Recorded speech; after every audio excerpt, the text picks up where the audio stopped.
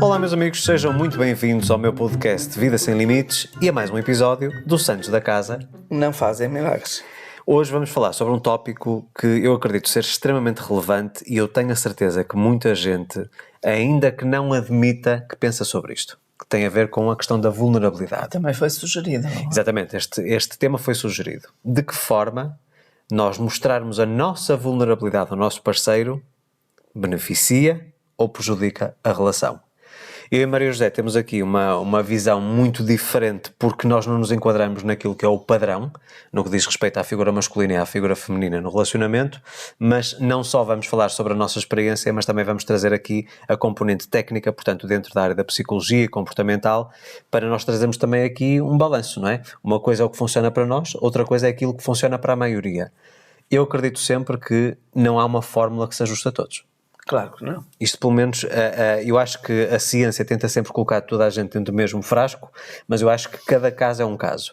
Mas eu acho que há uma predominância em relação a esta questão da vulnerabilidade, uma predominância que prevalece em relação à outra. Portanto, vamos já falar sobre isso. Antes de iniciarmos com o tema desta semana, quero falar de dois assuntos. Primeiro, lancei esta semana uma masterclass gratuita chamada Da Fantasia à Realidade, que é uma masterclass que basicamente nos traz aqui um plano para nós tirarmos os nossos sonhos da gaveta uma coisa interessante que eu falei também no YouTube esta semana, há um livro que se chama Antes de Partir, penso que é assim o título, de uma enfermeira que trabalhava com doentes terminais e que resolveu pesquisar quais eram os principais arrependimentos dos pacientes, não é? Curiosamente ela descobriu 5, portanto que eram predominantes em relação a todos, mas o principal era as pessoas arrependiam-se de não terem tido a coragem para viver a vida que queriam. E não a vida que os outros queriam que eles vivessem. E que foi, no fundo, aquilo que eles fizeram, não é? E eu acho que esta masterclass, a fantasia à realidade, nos ajuda precisamente a não correr este risco de chegarmos ao final da vida e de não partirmos em paz, precisamente porque há muita coisa que não fizemos. Ou seja, os arrependimentos do que não fiz. Não é o do que eu fiz. Toda a gente comete erros, não é? Mas aquilo que eu não fiz e que poderia ter feito. Daquilo que eu deveria ter conquistado e não conquistei. Daquilo que eu deveria ter lutado por e não lutei. Portanto, eu acho que esta masterclass que vai-vos ajudar a realmente vocês conseguirem estruturar mentalmente as vossas ideias e começarem a pô-las em prática para vocês conseguirem realizar os vossos sonhos. Na descrição vai estar aqui o link de acesso, ou então entrem em luisalvesoficial.com, na homepage vão ter lá Masterclass da Fantasia à Realidade e podem fazer o cadastro e ter acesso a esta aula poderosa que tem muitos insights. Segundo anúncio, já temos data para o Renda Extra, para o workshop Renda Extra no Luxemburgo, na cidade do Delange. Infelizmente tivemos, portanto, por motivos de força maior, tivemos que alterar a data, estava previsto para 17 de fevereiro, agora temos uma nova data e se tudo correr bem, vai-se realizar. 15 de junho. É um sábado, portanto vamos estar das 9 da manhã às 8 da noite. Não estamos com as inscrições ainda abertas, portanto, na data de publicação deste episódio não estão abertas as inscrições. Fiquem atentos às minhas páginas no Instagram, no Facebook, porque eu vou anunciar o lançamento com uma surpresa. Portanto, os primeiros bilhetes ou as primeiras pessoas que se inscreverem vão ter uma surpresa. Portanto, fiquem atentos às minhas redes sociais. Se estiverem a acompanhar-me a partir do Luxemburgo, terei todo o gosto em estar com vocês no próximo dia 15 de junho. Vamos lá então ao tema desta semana. Vulnerabilidade. Sabes que normalmente costuma-se dizer que o mais vulnerável num relacionamento é a mulher. Ou seja, a pessoa mais vulnerável na equação é a mulher.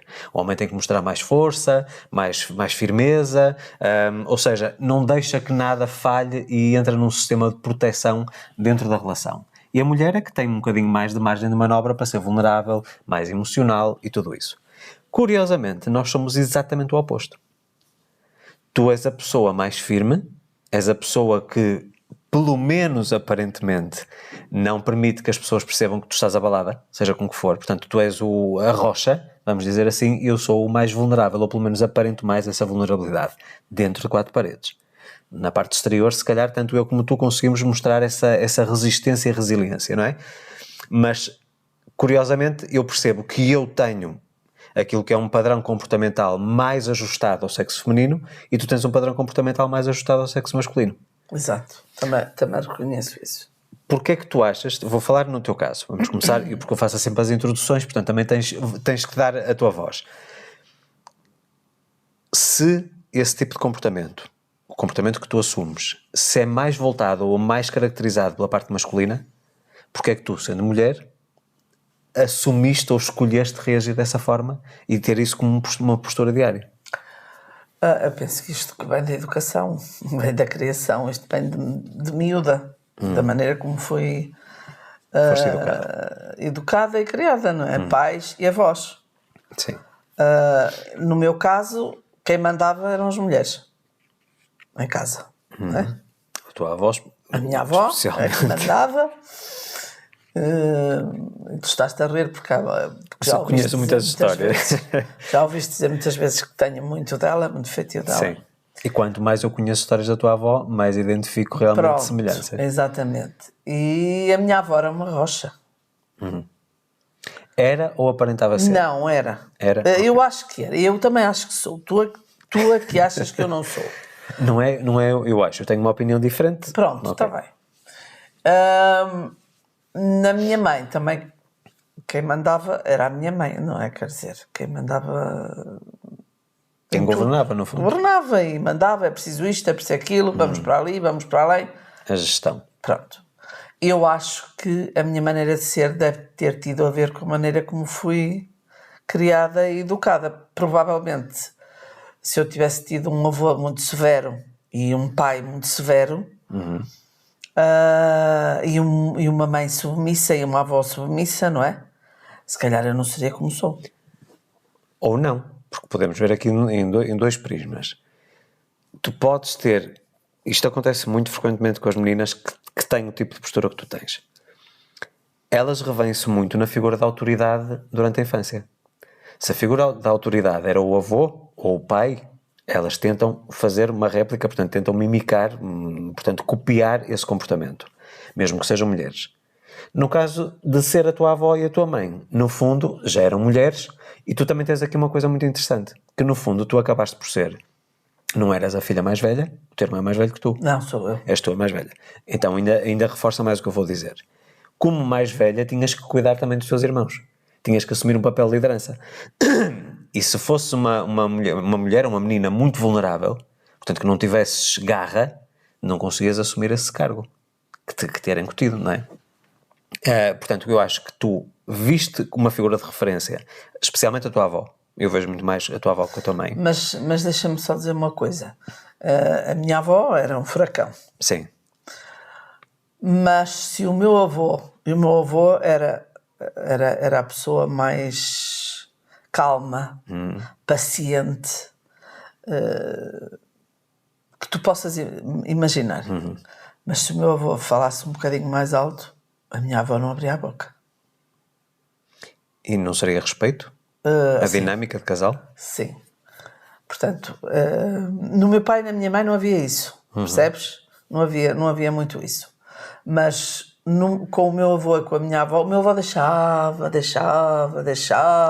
é que eu já ouvi isso? Vai. Até que lhe saltava a tampa. Até que quando acontecia alguma coisa que para ele era absolutamente Passava da marca. Do estúpido, limite. ou passava dos limites, aí ele falava um bocadinho, só bastava falar um bocadinho alto, mais nada. E pronto, botava tudo ali, ninguém abria a boca, incluindo a minha avó. Portanto, é para veres que havia assim... Ela mandava porque o meu avô deixava mandar. Mas no caso, No fundo, não é? no caso dos teus avós, tu notavas que algum deles, ou o avô ou a avó, que era vulnerável, era mais vulnerável do que o outro? Porque não tem a ver com esta questão da autoridade. Porque tu estavas a falar muito... Avó era mais. Era mais vulnerável? Era. Em que aspecto? A minha avó era mais porque era doente. Eu só me lembro da minha avó sempre doente. Portanto, fisicamente falando. Fisicamente falando, ela muito cedo que começou a sofrer dos rins e ela faleceu. Tenho 64 anos, fiz agora. Ela faleceu com 65 porque o segundo rim deixou de funcionar. Mas ela viveu... Eu conhecia sempre doente que já não tinha um rim a funcionar. Portanto, era muito vulnerável, não é? Quer dizer, mesmo que o meu avô tivesse vontade de mandar um berro, provavelmente não faria. Mas espera lá, não estarás a confundir vulnerabilidade com fragilidade física? Não, fragilidade não. Não, fragilidade não. Porque se ela tinha um problema físico, não é orgânico? Sim, mas a minha avó, por exemplo, eu vou-te dar um exemplo. A minha avó estava na cama, eu tinha 9 anos, e ela mandava-me um berro que eu não sabia onde me haver de meter. Portanto, e a minha avó estava doente, estava na cama. Sim. Percebes? Portanto, não era fragilidade. Percebes? Era mesmo... Era temperamental, tal como eu. E isso herdei dela. Mais ninguém na família, nem pai, nem mãe, nem avô, ninguém mais é. Mas pronto, continuando, vamos continuar.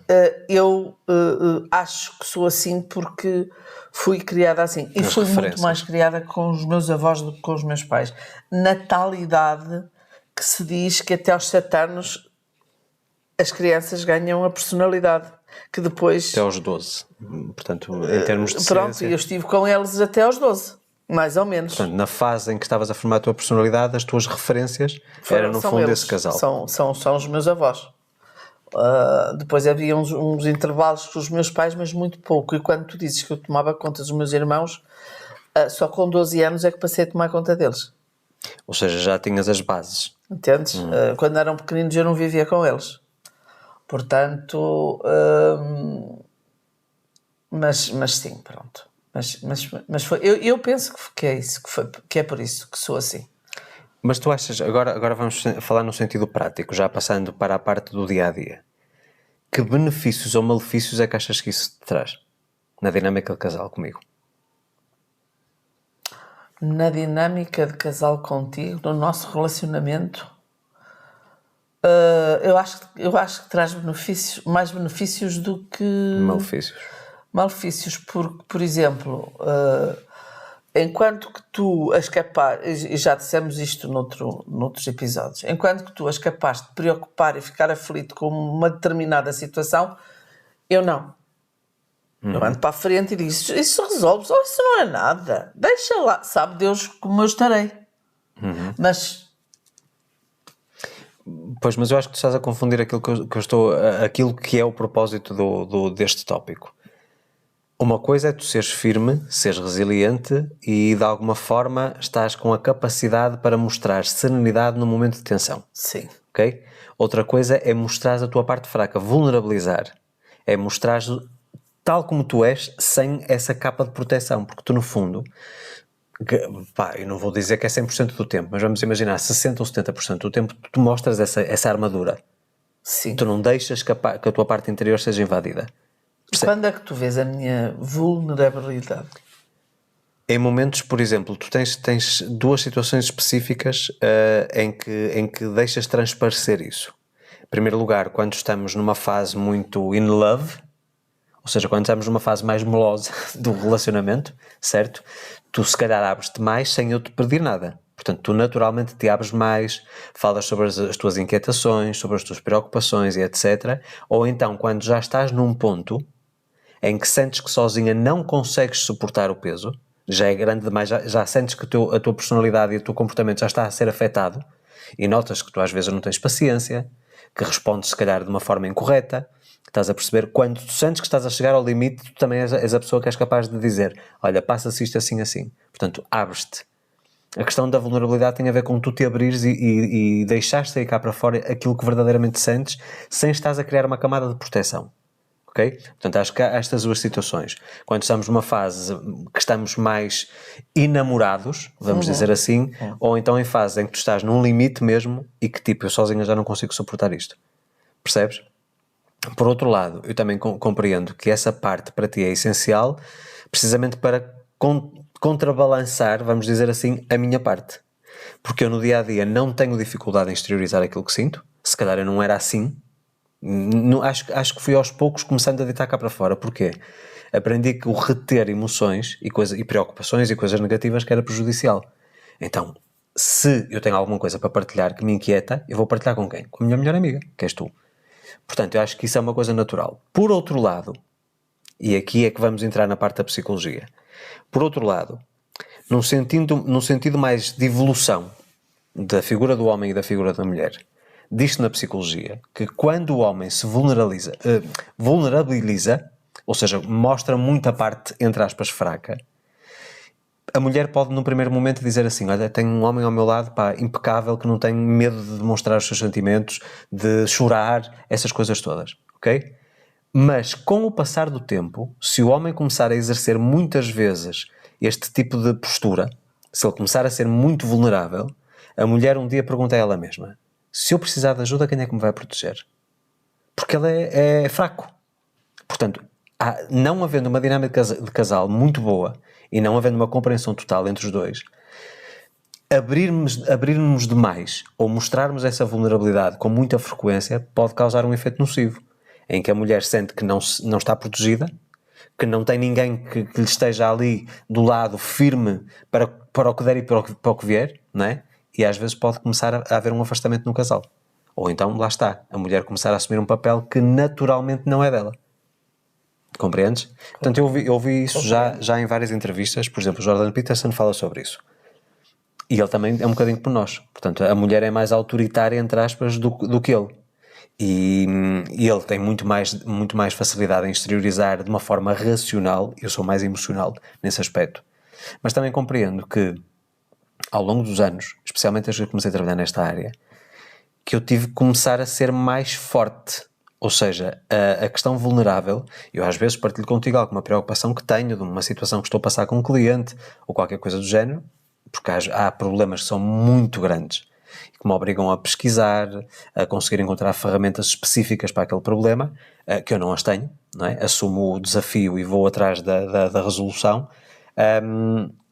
mas ao mesmo tempo eu também sinto que se me vulnerabilizar demais, ou seja, se eu deixar que as minhas emoções interfiram, eu não consigo ter clareza mental para ajudar o cliente. Portanto, no fundo, eu acho que a parte profissional me veio ajudar a ser um bocadinho mais a figura masculina padrão. Estás a perceber? Porque tu, por exemplo, eu faço esta pergunta de uma forma extremamente objetiva. Vamos imaginar que tu estás numa fase em que estás mais vulnerável. Não importa porquê. Estás a passar por uma fase emocionalmente mais forte e que estás com uma oscilação emocional. Ora estás bem, ora de repente te sentes para baixo, ora de repente te sentes um pico para cima, portanto não estás estável, vamos dizer assim. Tu sentes que da minha parte, mesmo eu abrindo-me muito mais do que tu te abres, sentes firmeza ou seja, sentes que eu estou aqui, que te posso proteger? Sinto. Isso eu nunca senti falta. Ok. E quais são as principais nuances no meu comportamento ou na minha forma de estar que te dão essa sensação de É segurança? ouvires-me, é perguntares-me o porquê que estou assim. Aliás, tu perguntas-me porquê que estou assim N vezes. N vezes por dia. Se eu apareço a rir, é porque é que me estou a rir. Se apareço séria, é porque... Que cara é essa? O que é que aconteceu? O que é que se passou? Portanto, nós temos assim um... Não é preciso falar. É. Nós temos muito isso, eu acho, mas lá está. Eu acho que só realmente porque eu tive... Nesse aspecto, desculpa interromper, tu conheces melhor a mim que eu a ti. Nesse aspecto. Tu disfarças mais a tua preocupação momentânea. Depois vais e falas. Mas momentaneamente, eu não disfarço, não consigo. É logo. Tens o coração na língua. Exatamente. E tu não, tu disfarças mais, depois vais e falas e tal, mas tu consegues controlar. Lá está, é o controle que eu não tenho. Sabes O que, equilíbrio que eu não tenho. sabes que a minha dinâmica, o meu raciocínio em relação a isso, antes de eu partilhar contigo alguma coisa que pode nos afetar aos dois, que já está a afetar aos dois, mas tu não sabes, por exemplo. Exato. Certo? A primeira coisa que eu faço é: eu ganho alguma coisa em já partilhar isto? Ou ganho mais em ir tentar resolver primeiro? Porque caso eu consiga resolver, eu nem preciso partilhar. Quando eu partilhar, já está solucionado. Entendes? Entendo. Tipo, para que estar a pôr duas pessoas preocupadas com um assunto, já chega eu estar preocupado, para que não compensa. Ou seja, o preço é alto demais. Porque eu acho que duas cabeças preocupadas não têm clareza. Então, basicamente, o que é que como eu tenho esse sangue frio, eu tenho essa calma, que tu dizes muitas vezes até que é parecido com o teu avô, não é? Portanto, essa paciência, o que é que acontece? Como eu consigo ter essa clareza, essa paz, embora muitas vezes por dentro seja a ferver, e esteja com o nervoso miudinho, não é? Mas consigo ter o foco e a objetividade de dizer assim, ok, não me adianta nada eu estar a ficar a pensar nisto, eu tenho que encontrar uma solução. E tu viste que imensas coisas que tivemos como grandes desafios, eu tive que me virar. O que é que me adianta? O tempo que eu me estou a queixar de alguma coisa vai-me ajudar a resolvê-la? Não. Exato. Aquilo é um facto, certo? No teu caso, eu acho que pelo facto precisamente de eu começar a ter esta resistência, tu no fundo, sempre que precisas de alguma coisa, sabes que independentemente de tu seres a mulher dos 7 ofícios, não é? Ou seja, de teres as caixas de ferramentas todas, sabes que tu podes ir com o teu impulso, até podes não encontrar a solução, mas eventualmente eu consigo contribuir para essa resolução. Porque tu tens uma particularidade, tu és muito teimosa, e tu sabes disso. E às vezes uma coisa que tu dizes e afirmas a pés juntos que é assim, depois vês que não é. Não é que tu sejas certo ou que estás errada. Precisamente porque tu queres mostrar essa força, tu queres mostrar eu vou resolver.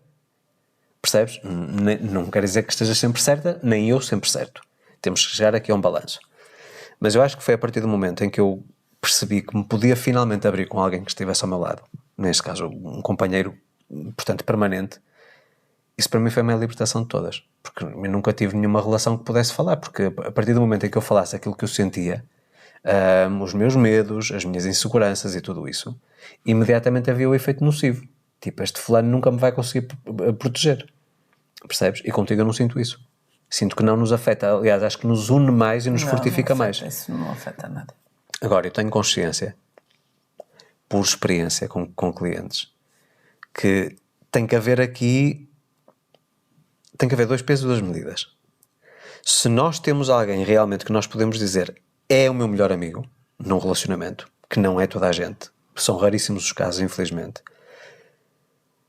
aí eu acho que nós podemos abrir-nos completamente e sermos vulneráveis. Acho que isso não prejudica. E eu acho que no caso da mulher, e hoje fala-se muito disso, que o homem se deve abrir mais e tal, fala-se muito que hoje estamos a tentar tornar o homem feminino.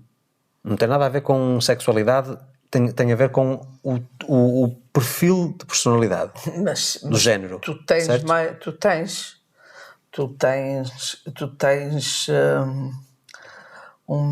eu acho que tu tens um bocado de sensibilidade feminina e eu masculina.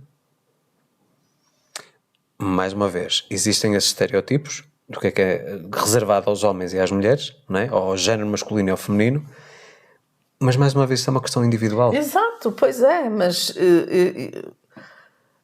eu às vezes questiono-me, já me questionei várias vezes, se eu não deveria ter nascido homem. Estás com dúvidas? Não tenho dúvidas, mas já houve alturas em que me disse, eu devia ter nascido homem. Se eu estou a fazer isto, que são trabalhos dos homens, porque é que eu não nasci homem? Mas vamos voltar aqui lá para trás. Mas quem é que diz que é trabalho do homem e quem é trabalho da mulher? O que nós vimos foi uma predominância comportamental, pelo menos a meu entendimento. A psicologia pode dizer o que disser. Eu gosto muito de ser mulher, atenção, não trocava, adoro ser mulher, não trocava, mas já me questionei só pela questão de fazeres Sim. coisas. Sim. Coisas que só os homens fazem. Só os homens fazem não, Zé. Luís. A maioria é feita por homens. Pronto, a maioria é feita por homens. Pronto. Porque eu acho que se cria muito aqui esta ideia. Porque assim, há coisas que a mulher faz que o homem jamais conseguirá fazer. A mulher consegue gerar uma vida dentro dela, o homem jamais vai conseguir fazer isso. Ok. Portanto, biologicamente, a mulher tem determinadas pré-definições, ou seja, a máquina vem de origem com determinadas definições, que o homem nunca vai conseguir igualar. Por isso é que se fala muito.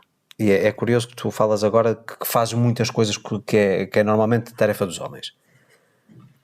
Ontem ouvi um debate muito engraçado, interessante, mas engraçado ao mesmo tempo, porque eu nunca tinha parado para pensar dessa forma, em que se falava muito da questão, e atenção que eu não estou aqui a querer levantar nenhuma polémica, falava-se muito da questão das mulheres terem direitos iguais como os homens, em relação, estava-se a falar do salário, porque é que os homens ganhavam nos Estados Unidos em média mais tipo $7 por hora do que a mulher, uma coisa assim do género, não sei dizer exatamente os valores específicos. E o investigador, portanto, que estava a responder à jornalista, a jornalista é sempre muito polémica, gosta de uma CMTV, ok? Eu acho que é da Fox News, portanto, é uma CMTV. E basicamente ela estava a perguntar porque é que as mulheres ganham menos que os homens. E a resposta daquele pesquisador foi porque as profissões são mais bem remuneradas no homem. Se a mulher quiser fazer aquela tarefa, vamos imaginar um pedreiro. Alguma vez viste ou ouviste falar de grande volume feminino a trabalhar numa área como pedreiro? Não. Isto porquê? Porque a própria estrutura física da mulher não comporta esse tipo de tarefa. Certo? Portanto, à partida, se aquela profissão, vamos imaginar, é bem remunerada, mas a mulher não a faz, então é normal que o homem ganhe mais que a mulher. Mas não é normal então que na mesma profissão Isso não. os dois, mulher e homem, trabalhem na mesma profissão e ganhem mais o homem que a mulher. Exatamente, é, mas vamos partir aqui. O estudo que ela se estava a referir, essa jornalista, estava-se a referir a um estudo global, certo? Pronto, e ele explicou. E ele apenas disse assim, o que foi analisado neste estudo, porque ele esteve envolvido nesse estudo, porque a questão curiosa é essa, ela estava a contestar os resultados dele enquanto investigador. A maior parte das profissões que foram analisadas, não existem mulheres a trabalhar nessas profissões. Portanto, é mais do que normal que exista realmente essa disparidade de salários. Precisamente porquê? Porque as profissões mais bem remuneradas, se calhar, são profissões mais voltadas para homens. Mais arriscadas em termos de segurança e de vida, risco de vida. Por exemplo, temos alguém conhecido que faz inspeções de instalações de gás e de grandes indústrias, certo? Não há nenhuma mulher a trabalhar nessa indústria. Porque a mulher é que vai para dentro de um depósito gigante que pode explodir a qualquer momento. Não tem força. Também não sabes se há. Não, estou a dizer que ele disse que não havia. No ramo não havia nenhuma técnica. Há engenheiras, estás a perceber? Mas técnicos que vão lá fazer a vistoria, que entram dentro dos depósitos, das caldeiras, daquelas tubagens todas, que é de muito risco de vida. Não há nenhuma mulher a exercer. Portanto, é normal que, em primeiro lugar, é uma profissão de muito risco. É bem remunerada. Tudo que é de risco é bem remunerado. Não havendo mulheres, portanto, aumenta aqui a diferença nesta comparação. Percebes?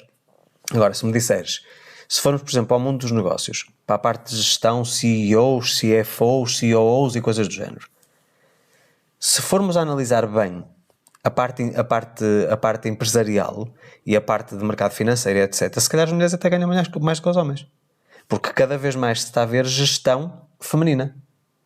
Compreendes? Portanto, altos cargos diretivos, percebes? Assumidos por mulheres. Por exemplo, vemos advogados. Embora, neste momento eu não tenho esses dados para poder dar como referência. Mas sabemos que a predominância da profissão da advocacia, por exemplo, no passado era de homens, e hoje vê-se muito mais mulheres bem-sucedidas nessa área. Porquê? Porque se calhar a mulher tem essa tal sensibilidade para conseguir, aos olhos da lei, dar ali um enquadramento diferente e defender o seu cliente. Estás a perceber? Provavelmente existem advogados, mulheres, a receber mais que os homens. Não se sabe. Percebes? Portanto, não há esses dados. Mas esta questão da igualdade, de querer que seja tudo igual, ok. Então, todas as profissões que os homens neste momento, que são exclusivas para os homens, que muitas vezes até de força, não é? Está aberto. Só que não vês mulheres a querer fazer essas tarefas. Percebes? Portanto, não é justo que se equacione aqui esta diferença, porque no fundo a diferença vai sempre existir porque não temos dados iguais. Não temos circunstâncias iguais. E nós só podemos comparar duas coisas rigorosamente idênticas. Percebes? Certo. Ele, por exemplo, falava que a média semanal do homem, que vai dar logo essa diferença, mesmo que as profissões fossem iguais. O homem trabalha nos Estados Unidos em média 44 horas por semana. A mulher trabalha 41. Portanto, vai sempre receber menos, proporcionalmente em relação ao número de horas que trabalha. Percebes? Portanto, há essas pequenas nuances que têm que ser todas equacionadas. Acho muito bem que toda a gente tem igualdade de direitos e deveres, isso não se questiona, mas temos sempre que ter em atenção isto. E muitas vezes tem a ver também com esta questão da vulnerabilidade. Porquê? No mercado corporativo, e estou a dizer isto pelo que eu ouço dos meus clientes, no mercado corporativo, por vezes, em algumas áreas em que é preciso agressividade, vamos imaginar numa tomada de decisão e etc., porque a mulher, por padrão, é uma pessoa mais emocional, mais reativa, que não tem tanto sangue frio e tudo isso, às vezes isso influencia nas decisões que são tomadas. Estás a perceber? E há empresas que não querem correr esse risco. É tão simples quanto isso. Portanto, as empresas estão aqui para dar lucro. Mas pronto, mas independentemente do que quer que seja, estando a falar toda desta parte da escada corporativa e etc., no relacionamento, minha opinião. No nosso caso, não vejo a vulnerabilidade como um ponto negativo, muito pelo contrário. Não é. Acho que tem sido um ponto de união e até de alinhamento. Apesar de ser ao contrário, mas é verdade. Mas lá está, pode ser predominantemente ao contrário, eu mais vulnerável que tu, ou pelo menos mais disposto a mostrar a vulnerabilidade, mas agora eu pergunto-te, a partir do momento em que eu saio porta fora de casa, vês alguma dessa vulnerabilidade? Ok, em ti? Em mim. Não, claro que não. Mais uma vez, é a capacidade para nós nos sabermos ajustar às circunstâncias. Se eu dentro de casa me sinto seguro, eu acho que também tem muito a ver com isso.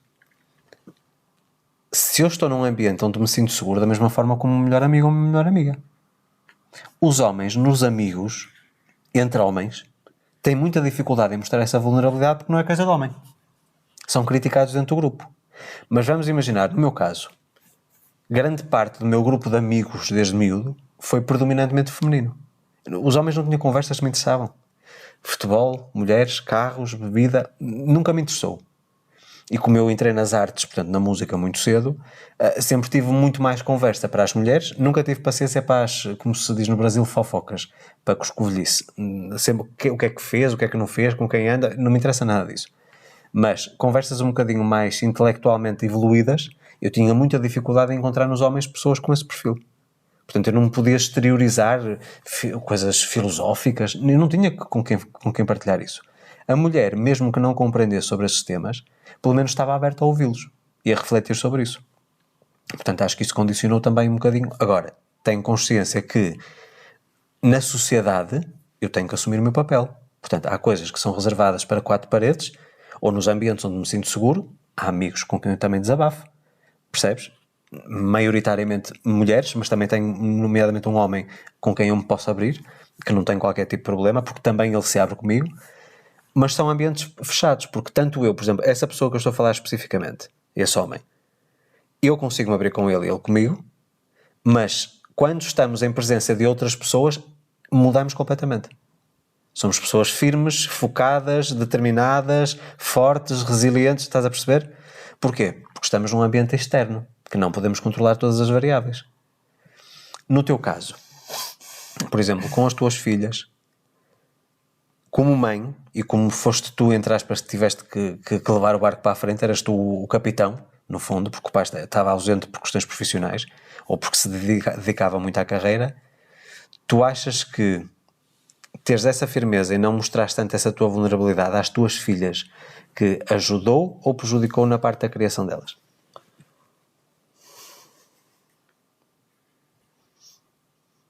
Não tenho ideia nenhuma que tenha prejudicado. Não vejo como. Tu achas que as tuas filhas, hoje, enquanto adultas, que se espelham muito no que tu eras? Acho. Sabes, Numas coisas, mas não são as duas. Como é que eu tenho de dizer? Não são as duas, não se espelham as duas nas mesmas coisas. apanham partes. É. Uma numas coisas e a outra noutras coisas. Sabes que eu vou-te dizer isto, pelo menos na minha percepção. Não vou identificar aqui qual é qual que eu vou falar, mas acho que é um bom exemplo, uma boa métrica. Tens uma que tenta ser, portanto, que se força a ser essa pessoa firme e que vai toda à frente e tudo isso, mas naturalmente não é. Está sempre sob esforço, porque no fundo é extremamente vulnerável, certo? E tens outra que naturalmente é forte e que faz uma força enorme para ser vulnerável. Compreendes aqui o balanço? Depois tem muito a ver com esta questão. Quem nós somos naturalmente e quem nós nos forçamos a ser. Seja por imposição ou porque precisamos de o ser. Certo? Mas não concordas?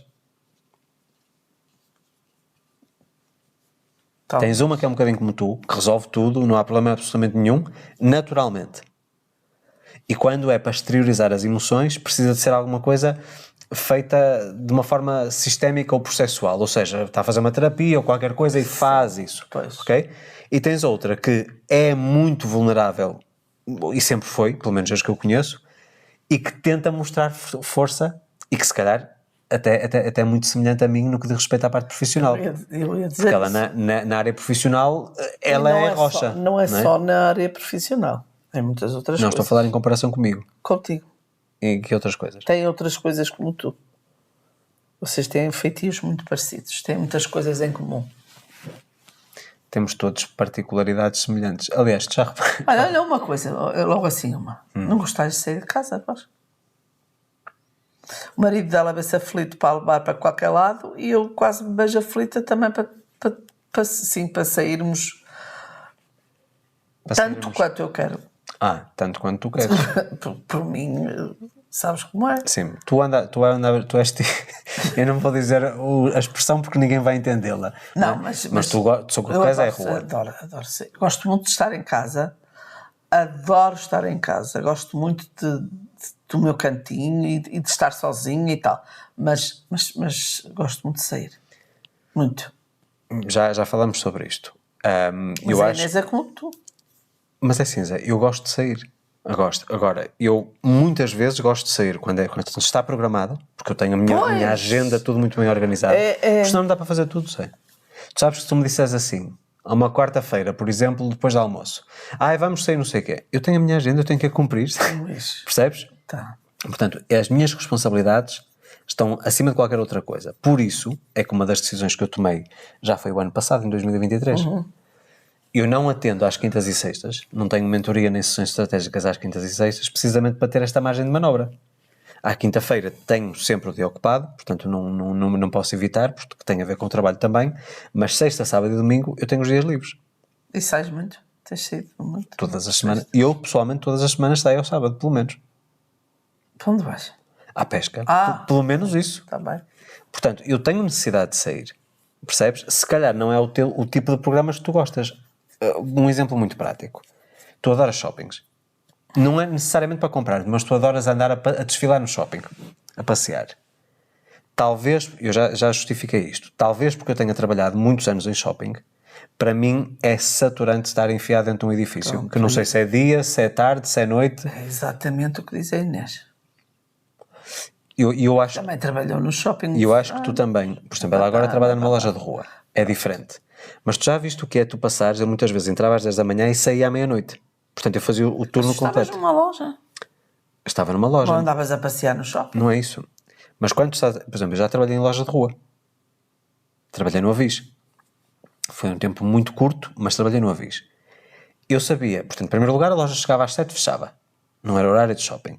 E abria às 10, penso eu. Eu sabia se estava sol, se estava chuva. Eu via o dia. O facto de estares com luz artificial 100% do tempo dentro de um shopping, isso baralha-te completamente. Tu não sabes que horas são, portanto, biologicamente, o teu organismo está ali num esforço enorme, que tem a ver com o círculo circadiano. Percebes? Portanto, nós estamos ativos quando o sol está cá para fora, quando o sol vai, nós vamos para a parte do descanso. Dentro de um shopping tu não tens isso. E muitas vezes é à 1 da manhã, tínhamos de fazer o fecho de caixa, arrumar a loja, essas coisas todas, para no outro dia estar tudo pronto para abrirmos. Percebes? Para mim acho que foi, não digo que tenha sido traumático, foi muito positivo, em termos de rendimentos financeiros também foi positivo, porque era considerado tipo horas extra, portanto para mim foi tudo muito bom. Mas, se me disseres que o meu tempo de lazer, aquele que eu quero para o meu descanso, para me trazer aqui o descomprimido da semana, que é para ir para um shopping, não. Nós já sabemos disso. E eu, quando vou para um shopping, não te chamo. Não, porque sabes que para mim é uma penitência. E também adoro ir sozinha, para onde quero, entro onde quero. Claro. Não quer dizer que eu pontualmente não goste. Sim. E temos muitas vezes que às vezes vamos passar uma tarde num shopping. Percebes? Ver as modas, como tu própria dizes. Percebes? Às vezes conhecer novidades e etc. Pronto. Às vezes também tenho essa necessidade. Mas não é a minha preferência. E precisamente, e vê bem agora o que tu disseste, que tu não me chamas para ir ao shopping. Só porque eu mostro essa minha vulnerabilidade e te dou a minha opinião em relação ao que sinto quando estou dentro de um shopping, é que tu conseguiste encontrar aqui uma forma de tu corresponderes àquilo que são as tuas necessidades sem estares-me a afetar a mim. Exatamente. Percebes? Portanto, tu consegues usufruir daquilo que tu gostas sem comprometeres ou sem entre aspas, me fazeres mal a mim. Mas também é preciso vermos uma coisa, mas também tu Portanto, não te importas, Não. compreendes perfeitamente. Porque sei mas que é uma- não são assim todos os casais. Pois. Não são assim todos. Zé, mas aí tem que haver compreensão de parte a parte. Pois, mas eu conheço muitos que não são assim. Não gostam de shoppings e as mulheres também não vão aos shoppings. Lá está. Mas tu falaste aí, as mulheres não vão aos shoppings. Sim, e não vão porquê? Muitas delas. Não vão porque não se chamam Maria José. Muitas delas não vão porque não são como eu. Porque não gostam, não querem ir sozinhas, porque não se sentem bem, porque não são independentes, porque, entendes? Porque dependem da outra pessoa, depende...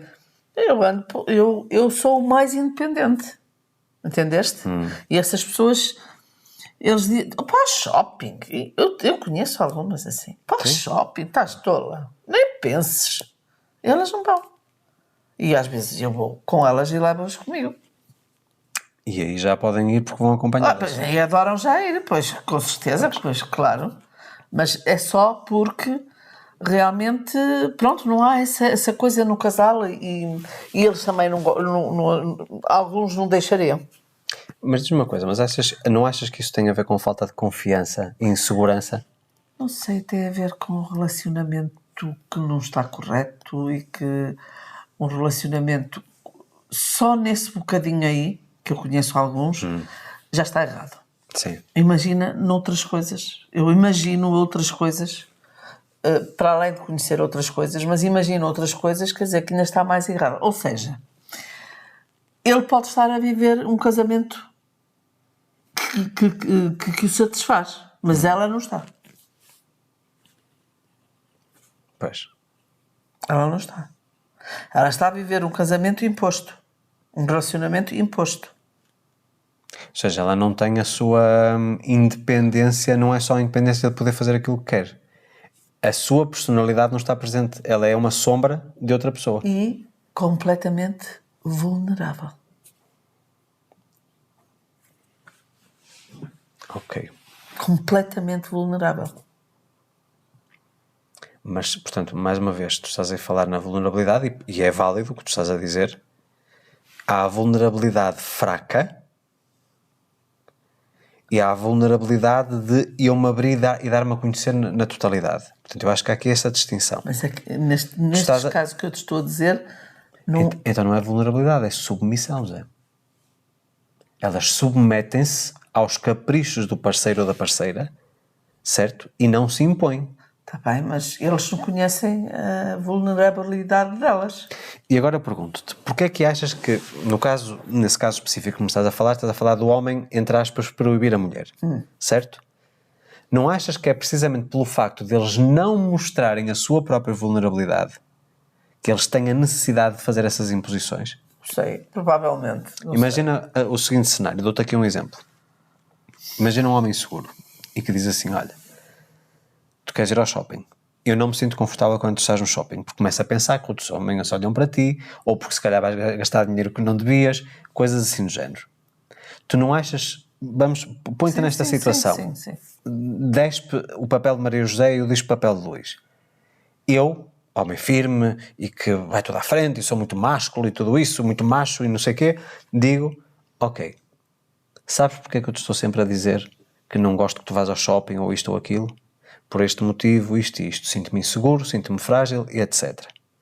O que é que tu, não sendo Maria José, responderias a essa pessoa? Isso era uma coisa que te levaria... Era bom, para mim era bom. O que é que tu pensarias em relação a essa abertura? Eu adoraria que o meu marido me dissesse isso. Eu adoraria, porque ficava, portanto, eu até se calhar ficava embevecida. Percebes? Gostava disso. Para mim era bom. Eu vou-me pôr no papel da mulher que ouviria isso. Eu dizia assim, ok, então já que estás a partilhar comigo essas inseguranças, então vamos fazer o seguinte, eu não te quero forçar, não te quero violentar para tu teres esse mal-estar, esse desconforto, não é?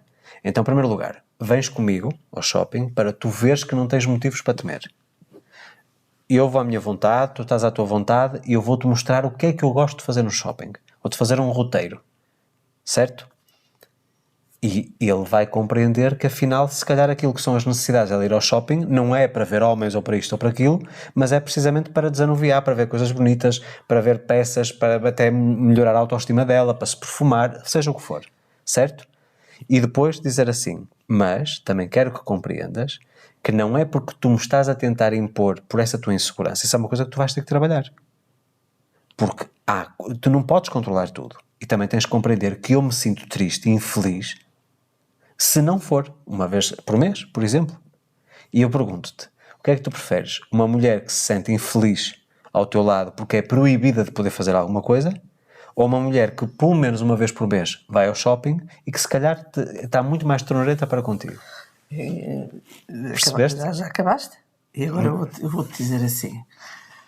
Quando há um homem que fica atento a ouvir-te falar aquilo que tu disseste agora, jamais fica chateado para a mulher ir ao shopping.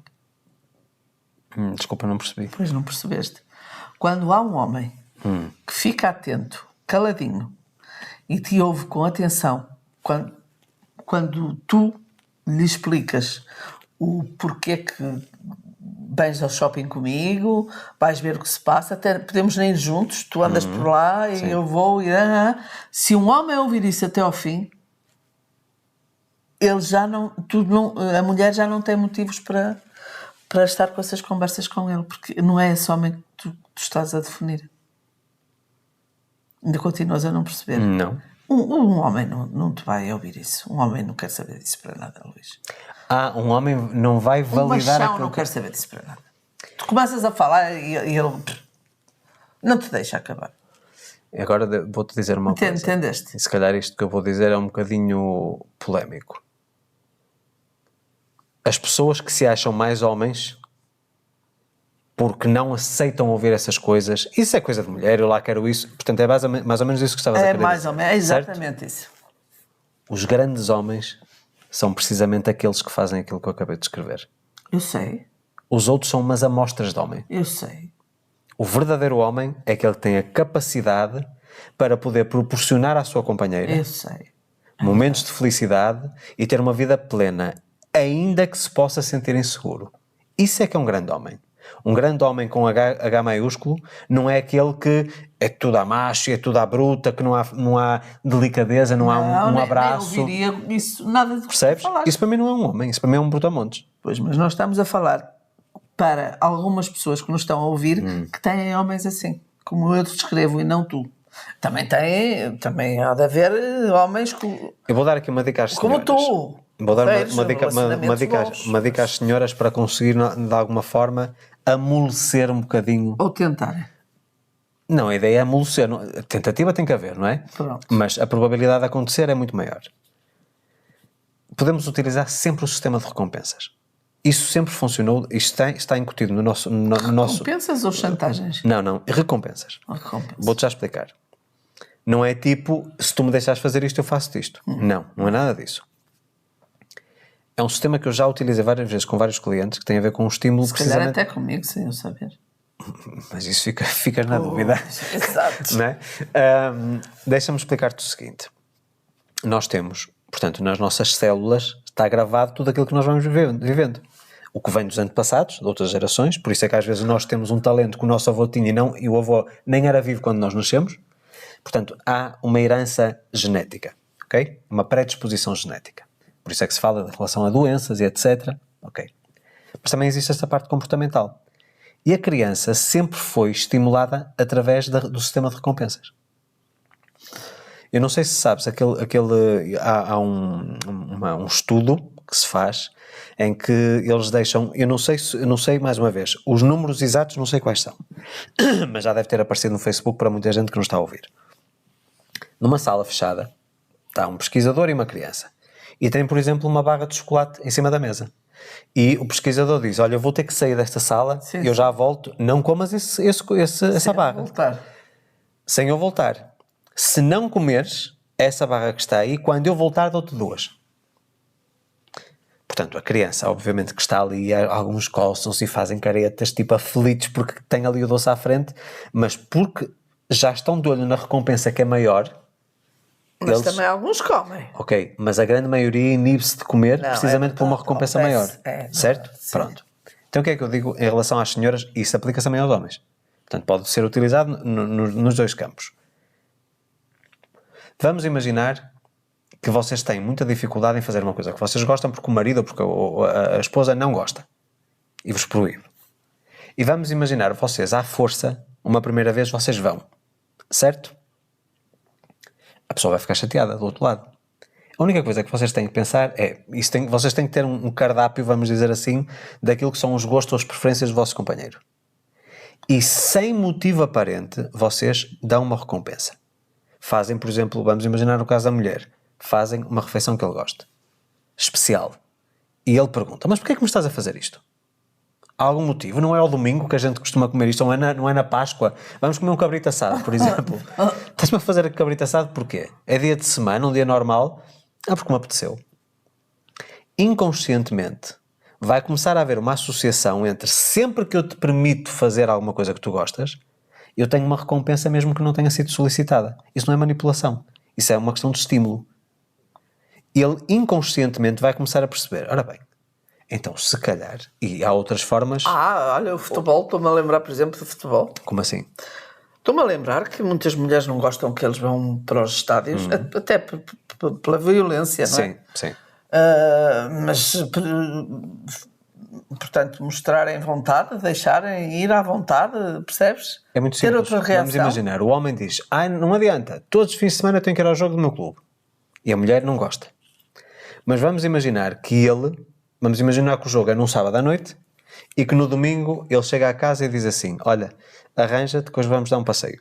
E que faz um programa fora, que vão jantar fora, vão dar um passeio, qualquer coisa que ela gosta. Vamos imaginar. Que não é comum. Portanto, não é uma coisa habitual. E ele pode fazer o seguinte, este fim de semana não vou ao jogo. Propositado. Sabe Deus o que é que ele está a sofrer por não ir. Este fim de semana não vou ao jogo. E naquele fim de semana não há passeio. O que é que vai acontecer? Ela vai começar a perceber que sempre que ele vai ao jogo, A recompensa. há uma recompensa. Então diz assim, vale a pena eu ter este desconforto porque a recompensa é maior. Estás a perceber? Olha, na questão do shopping. Olha, vamos ao shopping, hoje quero-te oferecer um presente. E ela pensa, mas eu não faço anos, não há nenhuma data especial, comemorativa, não fazemos aniversário de casamento, porque é que ele me está a levar ao shopping a dizer que me leva a comprar alguma coisa supérflua que eu não preciso? Certo? E ela começa aos poucos a perceber que sempre que ele vai ao jogo, ou seja, aquilo que ele quer e que ela não gosta, que ela tem uma recompensa. Na cabeça dela, ela não vai ser burra e vai dizer assim, espera lá, então se calhar vale a pena eu estar a deixar ir ao jogo, porque no fundo eu tenho uma qualidade de vida muito melhor, consigo fazer aquilo que também quero. Estás a perceber? Portanto, esse sistema de recompensa, como por exemplo, tu deixas-me fazer uma coisa que eu gosto, que não te agrada profundamente, e eu também, uma coisa que não me agrada muito que tu gostes, eu permito que tu faças. É uma troca, uma negociação, estás a perceber? Mas inconscientemente nós podemos ir dando um doce, compreendes? Mas não é dizer, olha, tu hoje estás a fazer isto porque me deixaste. Não é nada disso. Pois, claro. Certo? Não. Portanto, tem que ser uma coisa muito subtil. Pois. Percebes? Isto é uma coisa para nós vencermos a nossa. Já sabes, tu dizes muitas vezes que eu também sou uma pessoa que dou muito bem a volta. Estás. E eu tenho muito a ver Sábula toda, como costumo dizer. E eu, é muito... Até a mim me dás a volta, que eu não sou nada fácil. Mas sabes porque é que isso acontece? Acontece porque eu te conheço. Mas assim como tu também me dás a volta a mim, Zé. Eu costumo dizer que tu e a tua neta, a do meio, são... Vamos falar em graxista, não é? Vocês são os maiores graxistas que eu conheço, porque para vocês levarem avante a vossa, vocês sabem perfeitamente dar a volta. Pois sabemos, é verdade. Ela tem aprendido bem com a... Ela já tem quase mestrado. Ela aprende bem. Portanto, mas também aprende comigo, porque no Também, fundo é de parte a parte. O que eu acho é que nós devemos, precisamente porque existe esta questão da vulnerabilidade, de nós nos conhecermos mais intimamente, de tentar sempre entrar num jogo de negociação, mas isso eu acho que aumenta a conexão do casal. Há muita gente que tem medo que esta questão da vulnerabilidade que afaste o casal. Precisamente porque, vamos imaginar, Zé, eu não recomendo que esta questão da vulnerabilidade ou de mostrar a vulnerabilidade que deva acontecer no início do relacionamento. Isso eu acho um erro crasso. Porquê? No início é basicamente um jogo de conquista. É tentar chamar a atenção e mostrar que eu sou um bom exemplar para o papel a que me estou a propor. Se logo de início eu começar a mostrar muitas fragilidades, como ainda não há muita conexão, não há muita convivência, a pessoa vai começar a fazer termos de comparação até com relacionamentos anteriores. A dizer assim, não, este não tem perfil para mim. Ou esta não tem perfil para mim. Então está sempre e chora e mostra que está fragilizada e que não consegue perdoar isto e aquilo, reclama disto, reclama daquilo. Conclusão, eu faço aqui o afastamento da pessoa que eu estou a tentar atrair. Mas a partir do momento em que a coisa fica séria, vamos dizer assim, eu acho que gradualmente as pessoas têm que mostrar quem são verdadeiramente. E eu acho que isso que é mesmo um processo natural, gradual. Mas mais uma vez tem que haver um compromisso logo de menos início. que seja um namoro de 10 anos, 7 anos, 10 anos. Sim, hoje em dia o estar casado ou não estar casado, é indiferente. Portanto, uma relação estável, duradoura, não é? Mas sabes aquilo que se ouve muitas vezes falar é porque tu já não és como eras. Tu antigamente é que eras isto ou que eras aquilo. No fundo, eu acho que isso tem muito a ver com um papel que nós assumimos, precisamente para atrair a outra pessoa. Mas no fundo não é quem nós somos. Nós vestimos um papel. E eu acho que essa descaracterização que existe no início do relacionamento, como vamos a sites, eu pessoalmente não conheço, mas Tinders e companhias limitadas, portanto sites de encontros, ou aplicativos de encontros. Aquilo que lá está é uma imagem projetada daquilo que ele gostaria de ser, ou que ela gostaria de ser, não é quem ela é, ou ele é. Por isso é que se vê com filtros, com maquiagens e etc. E às vezes a pessoa conhece ao vivo e diz assim, meu Deus, que susto, que é isto? Eu nunca entrei também. Certo? Mas estás a perceber? Ou seja, cria-se aqui uma imagem... Mas essas coisas até no Insta.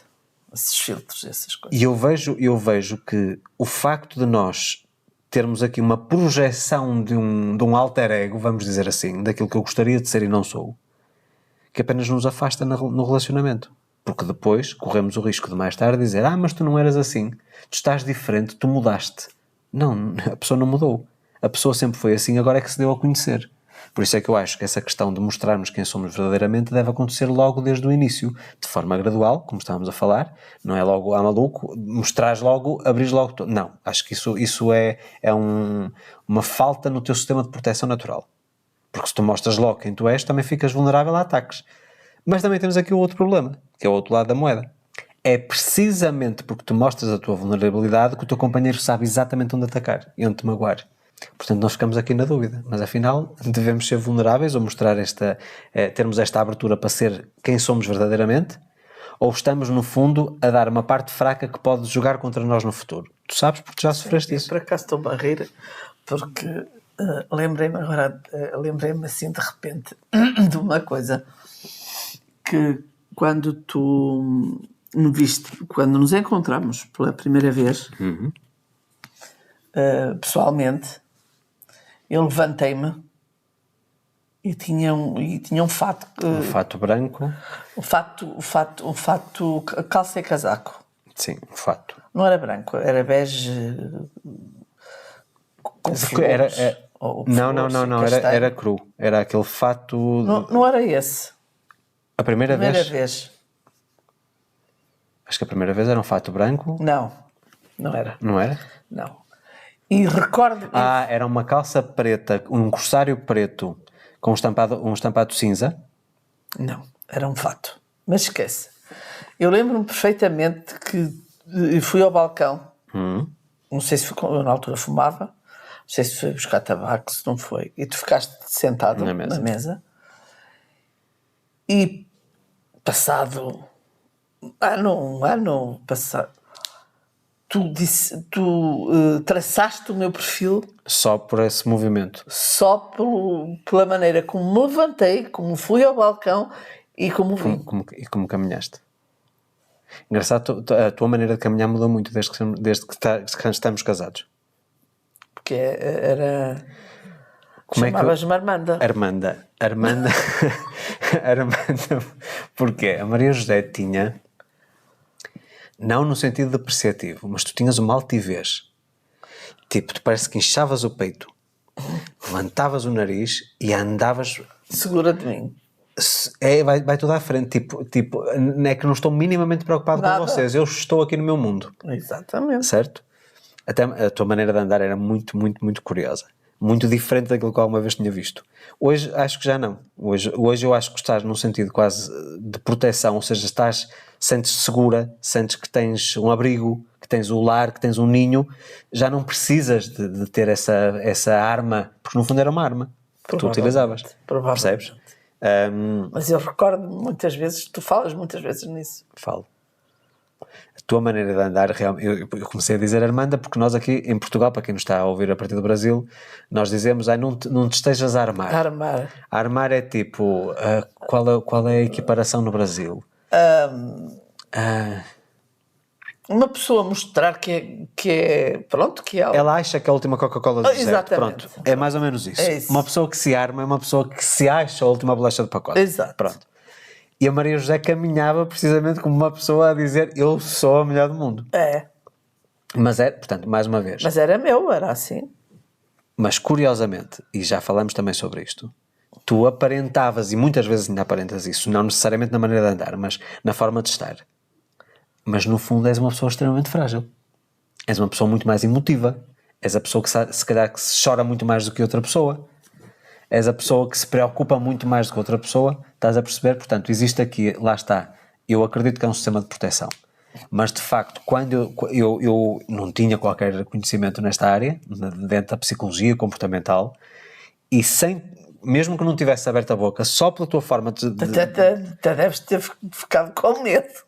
Não fiquei com medo, até foi uma questão de admiração. Não vou mentir, foi de admiração. Olhei e disse assim, uma mulher que sabe o que quer, que sabe estar e tal. Não foi por aí. Até porque na altura, quer dizer, tu eras minha cliente, percebes? Íamos falar até a primeira vez cara a cara. Exatamente. Eu pensei, esta sabe muito bem o que quer, não adianta eu estar aqui com muitas decisões, eu vou ter que ouvir o que é que ela me diz que quer, antes de eu sugerir o que eu acho que... Pronto. E por isso é que, sabendo exatamente o que tu queres, eu disse, eu não sou a pessoa ideal para ajudar, mas vou levá-la a uma colega minha que a pode auxiliar. E tu gostaste tanto desta minha franqueza que depois me trataste para outro serviço que não tinha nada a ver com o vestido de noiva. Certo? Pronto. Portanto, isto tudo acaba por ser uma influência daquilo que é a nossa percepção e de nós sabermos dançar ao som da música. E a música que tu estavas a tocar era um bocado rock pesado, portanto eu tive que entrar nessa. Percebes? Estás a ver como isso também influencia o emocional da pessoa? Claro. Não é? Sim. A forma como a outra se comporta, não é? Assim, eu vejo muitas pessoas, por exemplo, quando vês um casal, é muito comum, especialmente aqui em Portugal. No Brasil é diferente, a mulher tem muito mais voz ativa. O homem também tem, mas a mulher também tem. Não fica calada, é um bocado Maria José. Pelo menos do padrão que a gente conhece no Nordeste. Mas eu vejo aqui em Portugal, quando andamos a passear e vemos um casal de mão dada, não importa. Vemos muito o homem firme e a mulher tipo cabisbaixo, os ombros encolhidos, cabeça para baixo, etc. Isso mostra-me, a mim, que estou a fazer a avaliação, mostra-me precisamente aquilo que tu acabaste de falar. Ela quer ir ao shopping e ele não deixa. Estás a perceber? Uma pessoa que é submissa não é necessariamente a questão vulnerável, mas também há aqui uma coisa que eu acho que é sacanice por parte do homem, que é, durante o namoro é tudo muito doce, tudo muito romântico, tudo isto, tudo aquilo, e depois fica a conhecer essa tal parte fraca, que depois usa para manipular numa fase posterior. Sabe exatamente onde atacar. Percebes? Exato. Portanto, é assim. Então, o que é que ficamos? Existe aqui uma solução perfeita? Não existe. Não. Acho que cada um... a minha opinião é... Acho que cada um, ou cada uma, deve conhecer bem o parceiro, a parceira, e deve atuar de acordo com o que achar que funciona num relacionamento que ela queira e que esteja empenhada em manter a dois. E se for para mostrar que ela é fraca e que ele que lhe dá força, mas pode não ser a fraca, mas pode não ser necessariamente a fraca, porque às vezes essa falsa sensação de fraqueza é a maior fortaleza dentro do relacionamento. Pois, eu sei. Porque imagina o homem que tem que ser esse pilar, essa rocha, certo? Se ele pergunta assim, sei lá, isto há uns 20 ou 30 anos que tem acontecido. Os homens antigamente não iam para terapias. nem para psicólogos, nem nada. Isso era para coisa para malucos. Era o que se dizia na altura. Eu lá preciso disso, eu sou homem, não preciso, isso é coisa para malucos. Um psicólogo. E hoje em dia vejo muitos homens a fazer terapia. Portanto, o homem, temos aqui este grande problema. E digo isto com conhecimento de causa, não por mim, mas por familiares, por amigos, etc. Precisamente porque se espera que o homem, de uma forma padronizada, se espera que o homem seja essa rocha, seja a pessoa firme, fria, que se houver algum conflito físico que vai e bate no outro e que defende a família, o filho e a mulher e pronto. O homem não tem ninguém com quem desabafar. Por isso é que, por exemplo, as taxas de suicídio são muito superiores nos homens do que nas mulheres.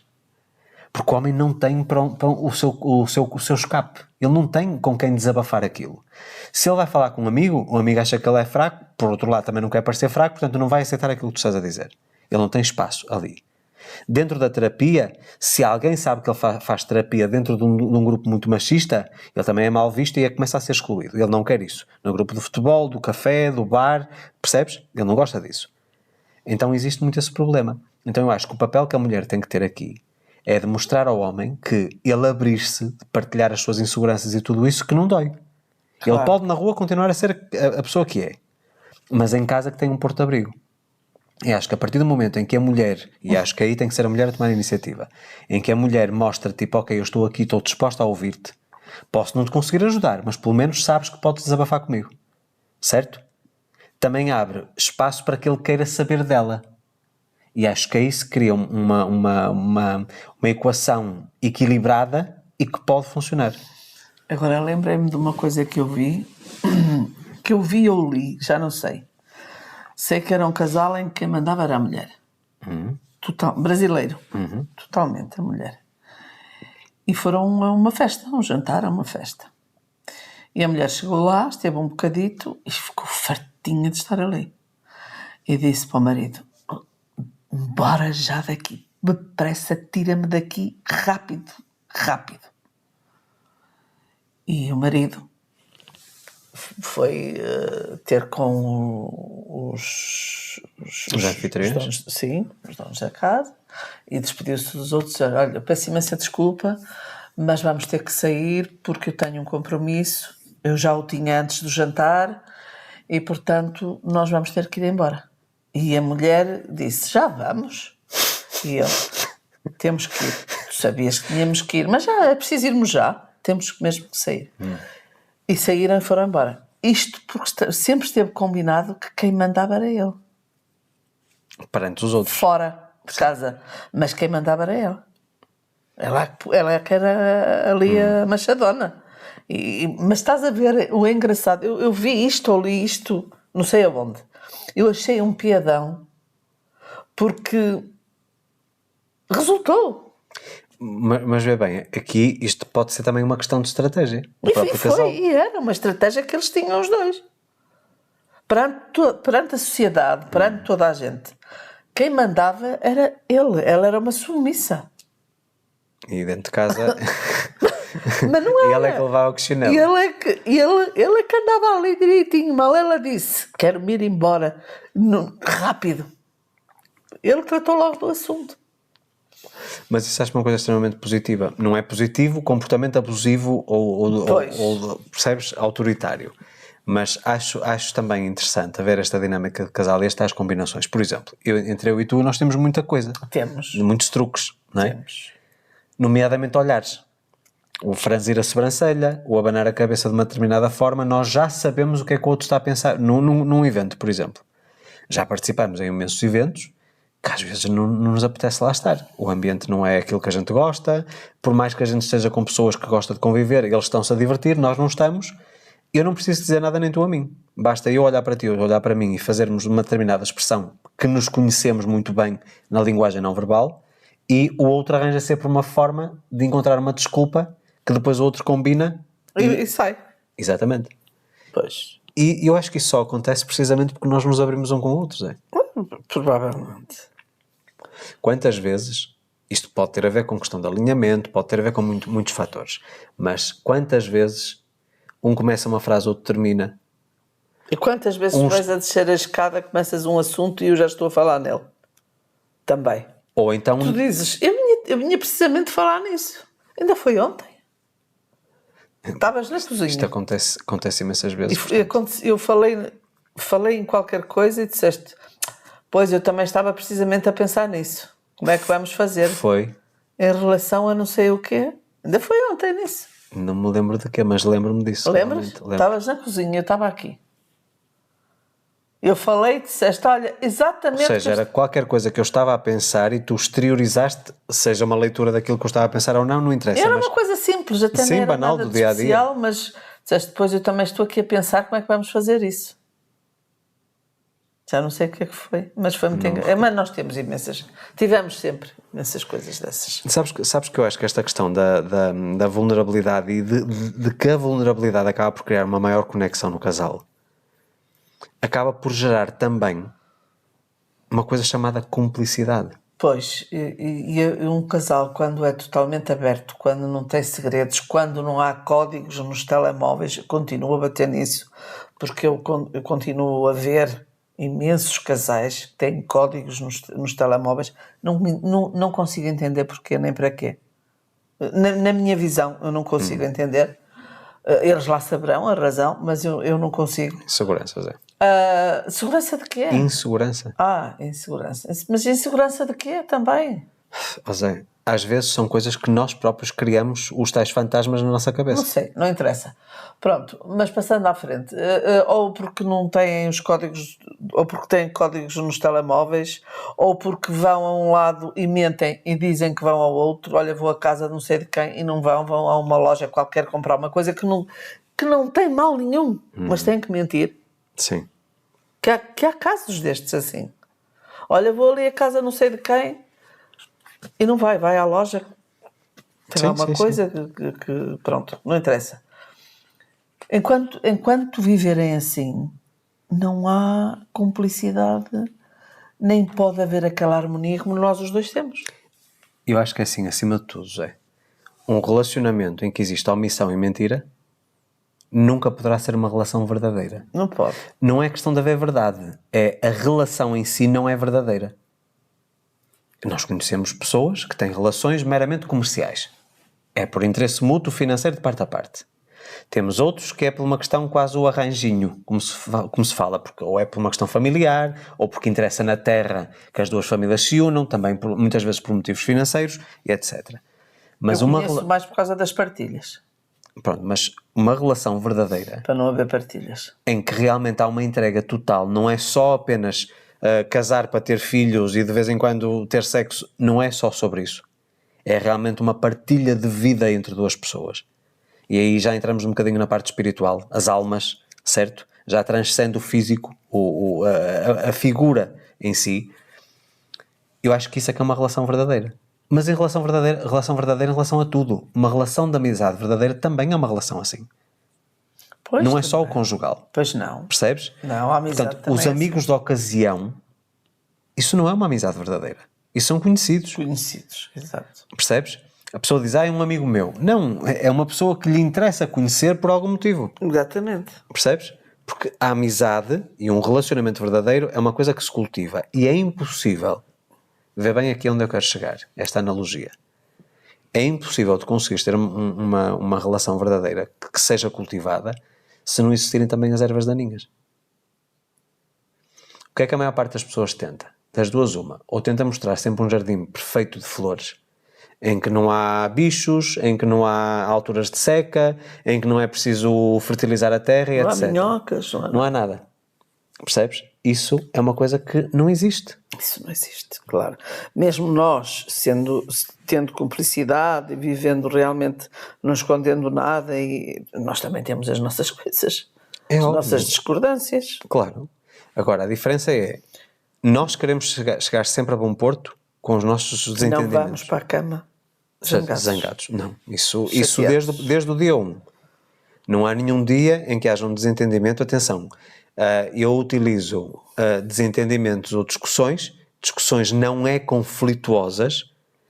Discutir é partilhar ideias. Pois, certo? Exato. Não concordaram com o outro. E tu falas em barulhos. A expressão que tu utilizas é barulhos. É diferente. Barulhos é fugir um bocadinho ao que é trivial e de uma forma comprometida a defender aquilo que cada um acredita.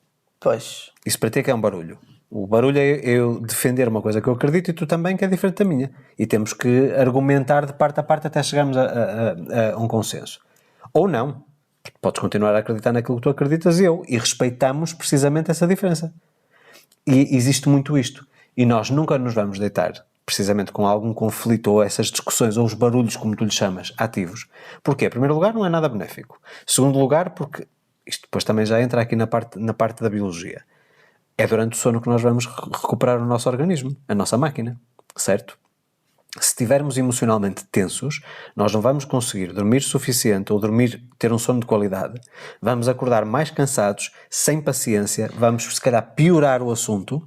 Ou seja, quando o assunto começa, ou quando o problema surge, ou a discordância surge, tem que ser resolvido logo na raiz.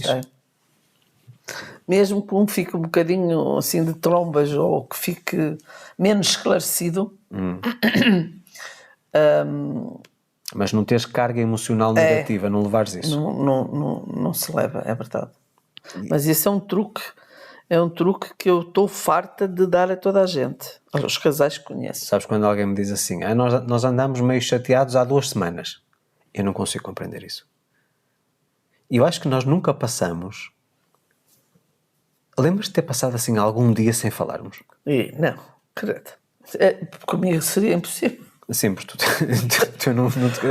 tu e eu somos papagaios. Nem que fosse Luís, não sei, não faço ideia, mas eu calada nunca Eu acho que nós, eu não sei precisar quando é que foi isso. Se foi aqui, se foi no Brasil, não faço ideia. Que nós, nos tentamos forçar a não falarmos um com o outro, precisamente para testar a nossa resistência numa situação diferente daquilo que é o tradicional. Não conseguimos. Não. Independentemente daquela questão do orgulho, eu não vou falar. Também... Aliás, nós olhamos um pouco e começamos a rir. Exato, é verdade. Nós nunca tivemos assim uma zanga séria. Não. Séria. Assim, tipo... Mesmo, quer dizer, o a sério... não é andar à batatada, não é nada disso. Mas, tipo, sério, virar costas e... Não. Entramos aqui outra vez naquele discurso. Eu já não aturava, que sair de casa. Exato. Eu não tenho isso contigo. Exato. Eu às vezes tenho isso contigo. Tens? Tenho. Às vezes tenho. Em que sentido? Porque preciso sair. Ou tu precisaste sair. Eu preciso sair. Mas não é por aí que eu estou a dizer. Eu estou a dizer, eu tive que sair de casa porque já não a aturava. Eu quero é vê-la pelas costas. Não, isso não. Mas eu preciso sair. Tu não tens necessidade de sair de casa. Acho incrível isso. É assim. Acho absolutamente incrível. Há uma coisa, e tu sabes que desde que estamos juntos que eu sempre tentei fazer isso. Provavelmente não na primeira casa onde moramos, mas em todas as casas onde moramos desde aí, sempre tive a necessidade de, na casa onde vivo, de ter o meu ninho. Teres o teu canto, sim. Isso é lógico. Então é o meu porto de abrigo, o meu refúgio. Está bem, mas é preciso sair à rua. Convém, de vez em quando. Mas é óbvio, mas não te esqueças que apesar de eu não sair à rua, eu viajo pelo mundo muitas vezes por dia. Está bem. Certo? Não, atenção, tu sais sempre todas as semanas, porque pelo menos às compras vais. E à pesca. E à pesca, mas não é por aí. E ao barbeiro. Mas eu tenho muitos dias, por exemplo, vou dar um exemplo. Eu às vezes estou com um cliente, eu não estou aqui, estou no Senegal, e estão-me a mostrar imagens do Senegal ao vivo. Estou em Moçambique, estão-me a mostrar imagens. Eu sei que é diferente. Para mim não tem nada a ver. Mas entenda uma coisa. Provavelmente, quando eu trabalhava, por exemplo, na área da moda, eu tinha necessidade de sair, até porque eu tinha necessidade também de ver o que é que se fazia, o que é que as marcas estavam a fazer e tudo isso. Portanto, eu sentia mais vontade de sair. O que eu acho que tu compreendes apenas parcialmente é que o tipo de profissão que eu tenho e o tipo de trabalho que eu tenho, psicologicamente é muito desgastante. Por isso, eu entendo. E emocionalmente também. Os meus momentos não são os meus escapes. Para mim o escape é pesca. Portanto, eu a pesca, quando vou para a praia, consigo equilibrar novamente. Recupero ali as minhas energias. Mas o que tu entendes como desanuviar, certo? É muito diferente para ti do que é para mim. O que é para mim o descomprimir é uma coisa totalmente diferente. Por exemplo, eu todos os dias tenho um momento de descompressão fantástico, que é o treino. É o treino, pois. Tu sabes que eu às vezes venho com um dia que tive que lidar com 2 ou 3 clientes muito, muito complicados, com assuntos muito, muito sérios. No momento em que eu treino, descomprimo imediatamente e fico relaxadinho, não se passa nada, certo? E depois acho que eu vou-te dar um exemplo muito prático. O que é que tu preferias? Não sei qual vai ser a tua resposta, embora eu acredite que saiba qual vai ser a tua resposta. O que é que tu preferes? Tu preferes, por exemplo, marcar um almoço ou um jantar em qualquer lado, com um grupo de amigos, ou receber um grupo de amigos em casa? Entendes o que eu quero dizer? Portanto, tu parcialmente sentes o mesmo que eu. Nós, eu e a Maria José, adoramos receber pessoas. E quando gostamos de receber pessoas não é vir aqui passar uma hora. Não gostamos disso. Porque normalmente é fim de semana. E no Brasil já era assim, às vezes uma semana, que passavam connosco. Nós somos bons anfitriões. Isto, modéstia à parte, acho que somos bons anfitriões. Estamos sempre preocupados em proporcionar uma boa experiência e felizmente moramos numa zona muito bonita em termos de natureza e tudo isso. Temos praia, temos a Ria da Aveiro do outro lado. A cozinheira também não é má. A cozinheira também não é má, exatamente. Portanto nós gostamos de mimar as pessoas dessa forma. Mas se tu não gostasses, por exemplo, se não sentisses que a tua casa era o teu ninho, tu não tinhas essa vontade, nem vontade de fazer isso. Era muito mais como eu vejo tanta gente. Eu vou, mas a jantar fora, eu vou lá estar preocupado com lavar louças e fazer comidas e não sei o quê, e fazer camas e... Não, isso faz tudo fora. Nós acho que é um bocadinho diferente. Isto é desculpa para não sair? Não, Zé, não tem nada a ver com isso, porque quando eu tenho necessidade de sair, eu saio. Aliás, não é só para isso que eu saio, todos os meses. Existe... Todos os meses não, semanas. Não, mas eu estou a dizer, num mês completo, há várias saídas que eu tenho. Pois tens. Certo? Portanto, independentemente do que quer que seja, eu sou uma pessoa que eu gosto de rotina. E preciso da rotina para me sentir equilibrado. Não vou mentir. E eu não. Tu não, tu gostas de imprevisibilidade a 100%. Completamente. E nós temos de jogar aqui com um meio termo. Por exemplo, não adiantaria absolutamente nada, isto é uma à parte, mas não adiantaria, não digo absolutamente nada, mas não adiantaria muito nós fazermos um ensaio sobre o que iríamos falar num podcast. Para mim. Um ensaio? Sim, o treino. Um treino. Não, tem que ser na base do improviso. Para ti também acho que sim, mas para mim não adiantava porque nunca ia dar certo. Tu não és de seguir roteiros. Não sou, não. Mas vê bem. Vê bem também aqui a contradição do que tu acabaste de dizer em relação ao exemplo que te querias demonstrar. Eu, por um lado, sou de roteiros, mas não gosto de estar preso. Vamos imaginar que eu tivesse que ler um teleprompter, certo? Eu tinha que ler exatamente aquele discurso. Jamais. O discurso era escrito por ti? Não o faria. Mesmo escrito por mim. Zé, em relação às palestras, tiveste essa experiência, foi muito curta, só em 2019, que infelizmente depois aconteceu o que aconteceu, mas durante as palestras, tu lembras-te qual era o meu rascunho? Vias alguns parágrafos, alguns textos para eu dizer? Não, só tópicos. Só os tópicos. Só a sequência de tópicos. Exato. Mais nada. E eram diferentes. E depois até não falava sempre a mesma coisa. O que disse no Porto não disse em Lisboa e que não disse em Braga. Percebes? Portanto, eu gosto de sentir-me livre. Eu gosto de ter total liberdade criativa. E mesmo em relação a exteriorizar-me, até porque eu acho que... Aí a rotina já não existe. Eu não gosto dessa rotina. Há uma coisa que o Pedro é a pessoa que trabalha comigo, portanto, a partir do Brasil, portanto, e que está responsável pelo site e toda a parte de marketing e toda a parte de comunicação. E o Pedro muitas vezes fica surpreendido comigo porque normalmente quando nós vamos gravar um programa, por exemplo, em relação, por exemplo, à fantasia e à realidade, à masterclass, a primeira coisa que eu faço, e faço isto em relação também aos vídeos do YouTube, é um segredo que eu vou revelar aqui. Quando eu vou gravar um vídeo para o YouTube, a primeira coisa que eu faço é criar a miniatura que vocês veem na plataforma. Portanto, aquela imagenzinha que tem um determinado título, pode não ser necessariamente o título, mas a miniatura tem lá o tópico. E na hora em que eu ponho o botão para gravar, é naquele momento que eu sei o que vou dizer. Eu apenas estou focado no tópico e depois deixo literalmente fluir. É na hora que me surgem as ideias, a estrutura do episódio, tudo na hora. Às vezes posso dizer, por exemplo, em relação ao convite que eu fiz esta semana para a Masterclass. Eu tinha acabado de ler aquele estudo, portanto, aquele livro, portanto, o resumo, a sinopse do livro eu tinha acabado de ler, portanto, tinha presente e achei que era o melhor exemplo para falar sobre o arrependimento das pessoas em fim de vida. E que estava enquadrado com esta questão de não deixar os sonhos na gaveta. E depois o resto sai naturalmente. E posso-te dizer que os primeiros vídeos que toda a gente me dizia que eu tinha que ter um roteiro, tinha que saber exatamente ponto por ponto o que é que ia falar e dar ali umas nuances e tudo isso. Tirando quando eu falo de dados científicos em que 65% de não sei o que fez isto, isto e isto, eu tenho que ter esses dados à minha frente. E tenho um computador, portanto, com esses dados para não estar a induzir as pessoas em erro. Tenho que falar de factos, não é? Mas tirando isso, eram vídeos que não corriam. Quantos vídeos eu deitei ao lixo que nunca foram publicados? Que eu parecia um robô mecânico. Não é, esse não é o Luís. Percebes? E eu acho que a coisa que mais me estimula é realmente a questão do desafio. Nós hoje, por exemplo, tínhamos este tópico, certo? O tópico da vulnerabilidade e da conexão com o casal foi sugerido. Mas nós não sabíamos o que é que ia ser deste episódio. Nem eu nem tu podíamos prever. E nesse aspecto, por exemplo, vamos imaginar, eu sou uma pessoa que tem a capacidade para organizar e estruturar muito bem as ideias se assim fosse necessário, certo? E não preciso.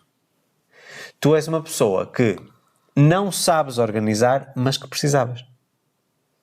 Entendes onde eu quero chegar? Portanto, eu consigo criar bem uma estrutura de alguma coisa, mas não preciso disso. Gosto de ser espontâneo, certo? Talvez eu tenha começado a criar isto com o tempo. Mentalmente eu já criei a estrutura e depois é só obedecer ao que está aqui na minha mente e deixar as palavras saírem. Deve ser. Certo? Tu é ao contrário. Tu tens um objetivo, és naturalmente imprevisível, mas se calhar beneficiar-te-ias muito se tivesse a capacidade para, de uma forma organizada, exteriorizar aquilo que pensas. Entendes onde eu quero chegar? Portanto, seria o meio termo. Tu não deixavas de ser imprevisível, porque tu, vamos imaginar, se o que eu te dissesse, Maria José, tens 30 minutos para preparar o que vamos falar no podcast hoje. Certo? Se eu te fizesse a pergunta ontem, tu achavas uma coisa. Meia hora antes achas outra coisa. Portanto, continua a ser imprevisível. Pois. Certo? Mas para te organizares, como fizeste, por exemplo, acho que foi no episódio da semana passada, tu no caderno tiraste algumas notas daquilo que querias falar. Certo? Certo. Para pessoas que são muito imprevisíveis, eu acho que isso é uma ferramenta extremamente útil. Tu consegues estruturar as ideias. E para não te perderes, porque depois voltamos à história do supermercado. Tu sais para comprar maçãs, levas uma lista em que as maçãs é a primeira coisa da lista, compras tudo que não... Aliás, compras o que precisas, menos as maçãs, que é o que te levou a sair de casa, e compras coisas que não precisavas. Escusavas-me de me lembrar disso. Mas só para te dar aqui o exemplo. Mas se tu tivesse a capacidade para seguir esse teu roteiro... Mas tu também tens noção que eu depois fico fula comigo. Mas só tens que ficar... Tens dois trabalhos. Ficar fula e deixar de ficar. Certo? O que eu te digo a ti é... Tu só tens é que te disciplinar e dizer assim... Ainda que eu seja esta mulher irreverente e espontânea e tudo isso... É este o motivo que me está a levar a sair de casa. Então, a prioridade que eu tenho ao chegar ao espaço comercial é comprar o que está na lista. Se trouxer mais alguma coisa, isso já é uma parte. Mas isto eu vou garantir. É uma questão de tu disciplinares, é uma decisão que tu tomas. Não é aquilo que tu és, é aquilo que tu escolhes ser. Já te disse isto inúmeras vezes. E diga às pessoas, mas eu sou assim. Não és assim. Tu escolheste e escolhes todos os dias ser assim. Eu peso 100 quilos. Eu não peso 100 quilos. Eu escolhi comer e não me mexer até chegar aos 100 quilos. E hoje escolho mexer-me, comer convenientemente e não saio dos 65, 66. Certo? É uma escolha diária que eu faço, José. E eu já te disse isso inúmeras vezes. Todos os dias me apetece treinar. Há dias que eu estou completamente arrasado fisicamente. Porque apesar do meu trabalho ser muito de cabeça... de tentar interpretar aquilo que são os problemas dos meus clientes, de tentar encontrar soluções, de responder a dúvidas por e-mail, responder aos meus alunos, de criar programas, de criar conteúdo. É muito técnico e muito mental, certo? O meu trabalho. Há muitos momentos em que eu sinto que parece que passou um caminhão por cima. Completamente drenado. E tu sabes qual é o meu processo? O meu processo é equipo-me, ponho os auscultadores, os fones de ouvido, ouço uma primeira e segunda música, só depois da primeira e segunda música é que começo a colocar o banco, os halteres, os discos, os tapetes, essas coisas todas, e depois é que começo a treinar. E onde é que vai o cansaço? Desaparece. Ou seja, eu entro na zona e eu escolho mudar o meu alinhamento, porque sei que é uma coisa que eu quero fazer. Entendes? Portanto, essa questão de, eu sou distraído. Não, tu ainda não treinaste, foi a tua atenção. Entendes? Isso é uma desculpa que nós damos a nós mesmos. E eu não estou aqui a falar como um senhor que sabe tudo. Estou-te apenas a mostrar aquilo que a psicologia nos diz. Mas é verdade, tens razão. Eu não sou distraído. Eu não trabalho a minha atenção. Eu sou desorganizado. Não, eu não trabalho a minha organização. Nós temos que mudar a narrativa, a história que contamos a nós mesmos. Assim como também, e ajustado ao tópico desta semana, eu não quero mostrar vulnerabilidade porque aí vou parecer ser fraco. Não. Eu quero, para ser forte, mostrar a minha parte vulnerável, ou seja, quem eu sou, porque isso me vai agregar. Ou seja, eu não preciso de estar agarrado a um conceito que é o padrão da sociedade, daquilo que são os falsos clichês. Estás a perceber? Porque nós estamos a dar o exemplo de que é precisamente porque nós nos abrimos um com o outro que a nossa relação é forte como é. Nós conhecemos outros casais também que desde que se começaram a abrir, a vida deles deu um salto gigantesco. Não era assim. Eles fechavam-se. Um tinha um mentor, ou tinha um terapeuta e outro também. Cada um desabafava fora de casa. A partir do momento em que começaram a comunicar dentro do núcleo, aí a relação ficou mais forte que nunca. Certo? E eu lamento, muito sinceramente, que as pessoas encontrem sempre estas desculpas para justificar uma coisa que não está bem e que elas não gostam sobre elas mesmas, apenas para não se darem ao trabalho de dizerem assim, espera lá, o exemplo que eu te dei, eu não sou distraído, eu não trabalho a minha atenção, então o que é que eu tenho que fazer? Tenho que pagar o preço, que é começar todos os dias a fazer exercícios, há imensa coisa na internet gratuita, para desenvolver e trabalhar a minha atenção. Percebes, Zé? Há uma coisa que eu sempre digo e que, mais uma vez, eu às vezes pareço disco riscado e se às vezes eu pareço um disco riscado é porque as coisas são muito importantes. Em vez de eu estar sempre a encontrar desculpas para não fazer aquilo que precisa de ser feito, eu tenho que alterar aqui a polaridade. Eu tenho que encontrar motivos que justifiquem eu fazer essas coisas. Ou seja, o benefício, o lucro que eu vou colher é muito superior ao preço que eu vou pagar. O saldo é positivo. Compreendes? Mas em relação a tudo, a disciplina, o foco, a persistência, tudo isto traz-nos benefícios. Agora, nós temos também que ter uma capacidade de fazermos uma autoavaliação. Porque acho que o problema de muitas pessoas, mesmo nos casais que têm problemas de comunicação, e que isso também acaba por prejudicar aqui esta questão da fragilidade ou vulnerabilidade, depende do ponto de vista, é precisamente porque as pessoas não se conhecem elas mesmas. Como é que eu posso estar a criticar-te a ti e digo, porque tu és assim, tu és assado, se eu não sei quem eu sou? Já pensaste nisso? É muito fácil tu apontares o dedo ao outro e dizer que tens o defeito A, B, C ou D, sem tu teres capacidade para reconhecer os teus próprios defeitos. E isso, mesmo que não seja perante o parceiro, isso é obrigatório tu seres vulnerável. No meu processo de 2013, o que eu falo no Ser Feliz é Possível. Esqueci-me de dizer, se tiverem interesse, portanto o curso Ser Feliz é Possível, acho que é um curso que é fantástico e podem ter aqui uma surpresa se vocês entrarem também numa masterclass chamada A Chave da Felicidade, também está na minha homepage do meu site, luisalvesoficial.com, e tenho uma surpresa para o acesso ao curso Ser Feliz é Possível. Portanto, vale a pena, se não fizeram essa masterclass, façam, porque também ajuda bastante. Foi só a partir do momento em que eu próprio me tornei vulnerável perante mim mesmo, não foi perante ti, perante mim mesmo, porque eu tinha uma carapaça de proteção em relação a mim, coisas que eu não queria enfrentar, coisas que eu não queria reconhecer sobre mim mesmo, certo?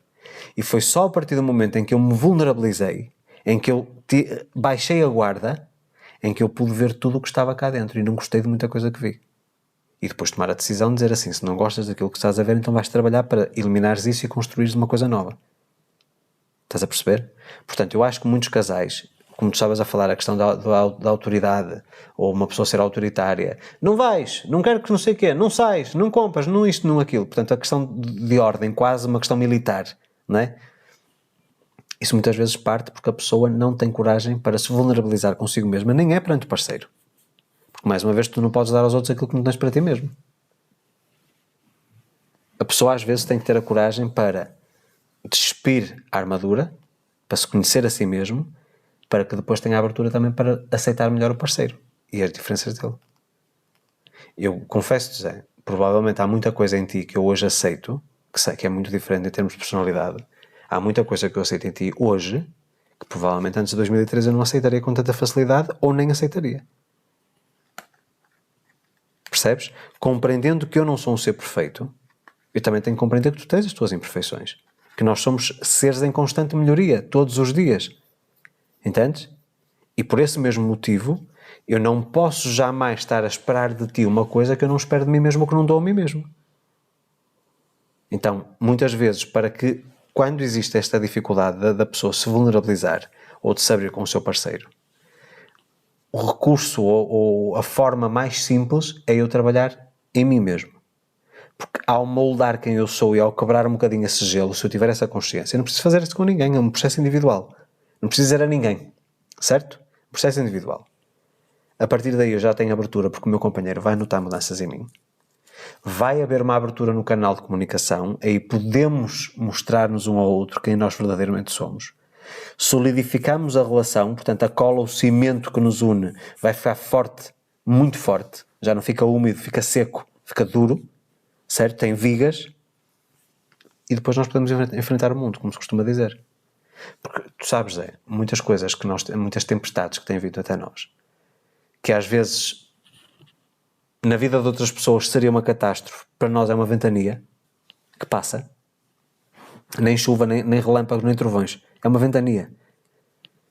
Se calhar, nos nossos relacionamentos anteriores, se calhar seria mesmo uma catástrofe.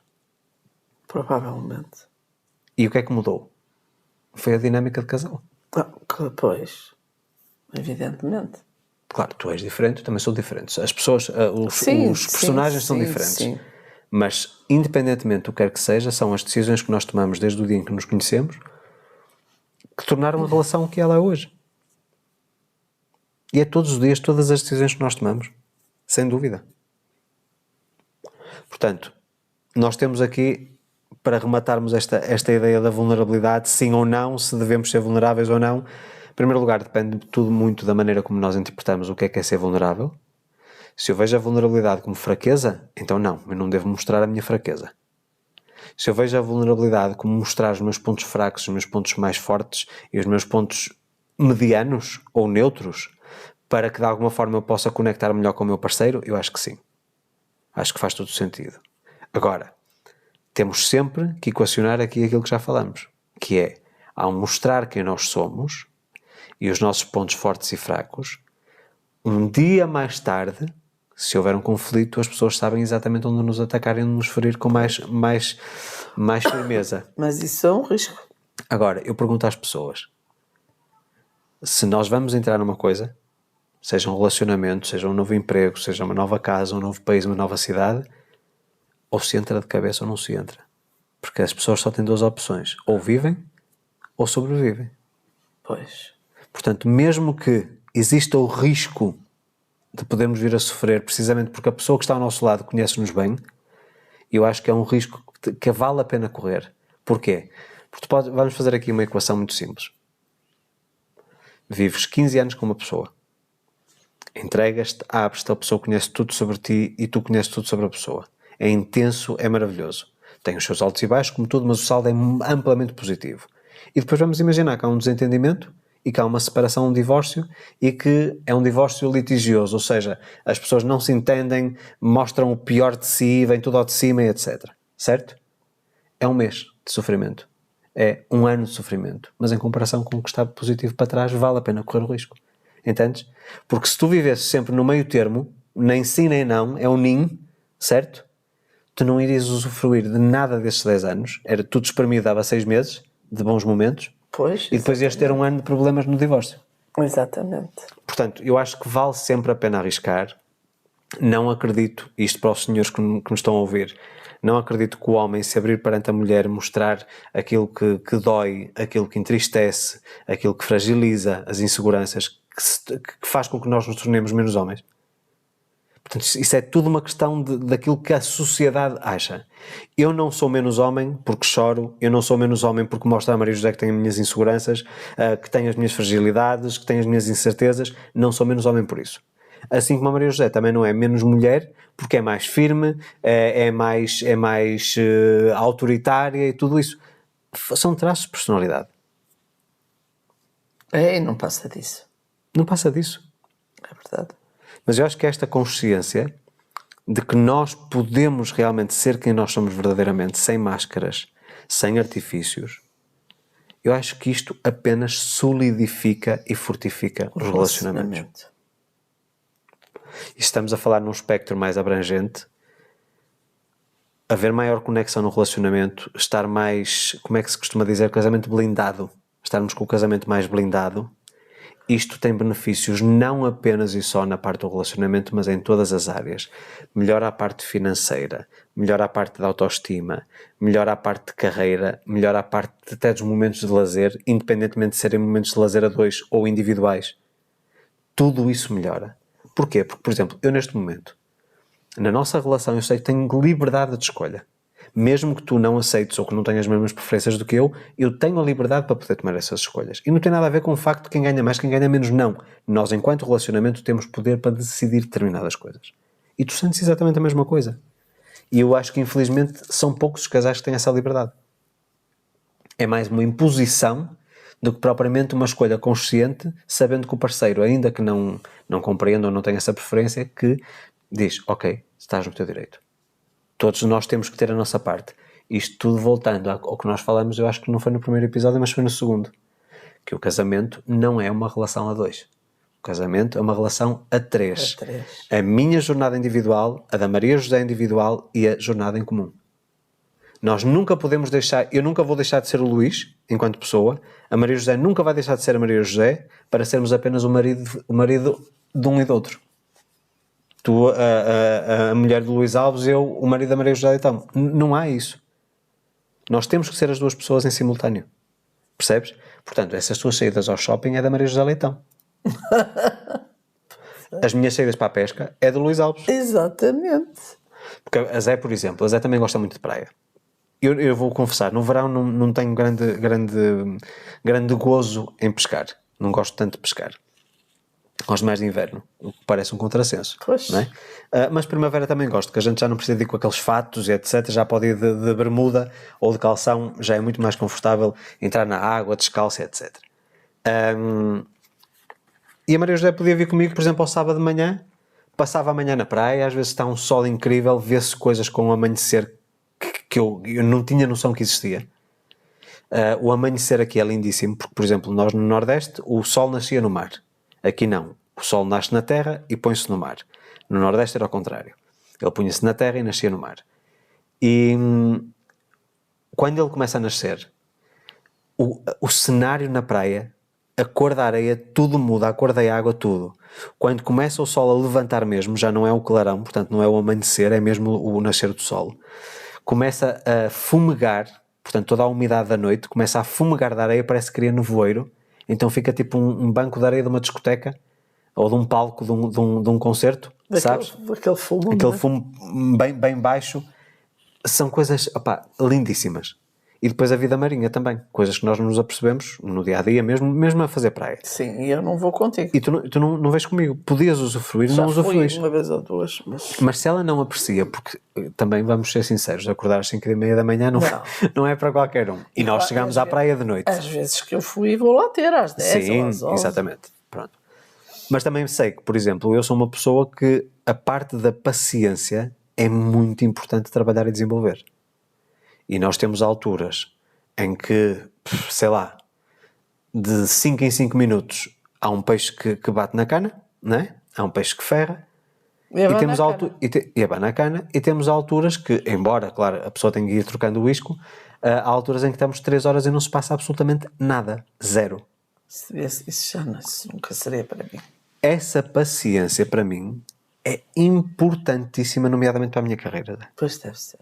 O desenvolver a paciência, essa persistência, porque, por exemplo, vamos imaginar, as 2 últimas semanas não deu peixe nenhum. Zero. Eu sei. Foi mesmo dar banho à minhoca. Eu sei que eu estava à espera do almoço e nunca tive. Portanto, e não é por isso que eu não vou deixar de ir esta semana, a não ser que esteja mau tempo. Infelizmente penso que vai estar muito vento e sem com vento não se consegue pescar. Mas isto tudo para te dizer que isto faz com que eu seja persistente. Porquê? Porque aquilo que me leva a ir à pesca não é necessariamente o peixe. É um bónus, óbvio que é. Mas é o que acontece comigo naquela manhã de pesca. Pois, exatamente. Em estar na praia, em ter contacto com a água, em poder conversar com outras pessoas que eu não conheço de lado nenhum, porque os pescadores comunicam muito uns com os outros, contam histórias de vida, aquelas coisas. Faz-me lembrar, curiosamente, aquelas alturas em que eu era miúdo e que ia para o café a ouvir as histórias dos senhores mais idosos a jogar à sueca, a jogar cartas, baralho. Faz-me lembrar muito isso, porque eles contam das terras, uns vêm de longe, pessoas que vêm de Viana do Castelo para pescar aqui, imagina, em Viana do Castelo há mar, mas vêm para aqui para a Torreira, para São Jacinto, porque dizem que é muito bom e etc. Pronto, enfim, portanto isto é tudo muito rico. E eu tenho que compreender e respeitar, que é uma coisa que não tens, embora gostes de praia, e até podes ficar na esplanada e etc, porque temos sempre na zona onde vamos pescar, ou nas zonas onde vamos pescar há sempre um café ou uma esplanada na praia, mas eu tenho que respeitar. É um momento meu, eu não te posso forçar a nada. Percebes? Exatamente. Portanto, eu acho que isto é tudo uma questão de balanço e uma questão também de vocês poderem fazer aqui uma avaliação daquilo que se ajusta aos vossos casos. Agora, se não existe esta comunicação, se vocês não conseguem mostrar quem vocês são ao vosso companheiro, eu acho que a vossa relação precisa de trabalho. E acho que deviam começar por porem este episódio deste podcast a ouvirem os dois. Precisamente. Quem sabe? Olha, comecem a fazer o seguinte. Aqui uma sugestão. O sistema das recompensas que eu falei.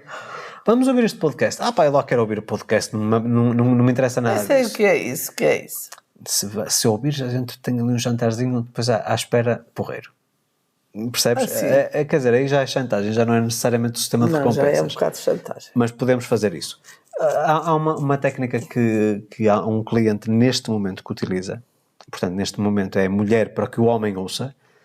Ela põe aquilo alto no gabinete. O podcast? O podcast. Ou alguns vídeos meus, etc. põe alto. E mesmo, portanto, que ele não queira, ele acaba por ouvir alguma coisa. E aqui há uns, sei lá, há uns 15 dias. Eu não sei exatamente qual foi o vídeo e qual foi a mensagem a que ela se referiu. Luís, você sabe que no outro dia estávamos ao jantar, eu estava a acabar o meu trabalho e depois subi portanto aquilo é na cave o espaço de trabalho, e ela subiu para o resto do chão onde tem a cozinha, o marido estava a preparar o jantar, e ela à mesa começa a puxar, olha, explica-me mais sobre não sei o quê. E ela, o quê? Mas não sei o quê, mas onde é que tu ouviste isso?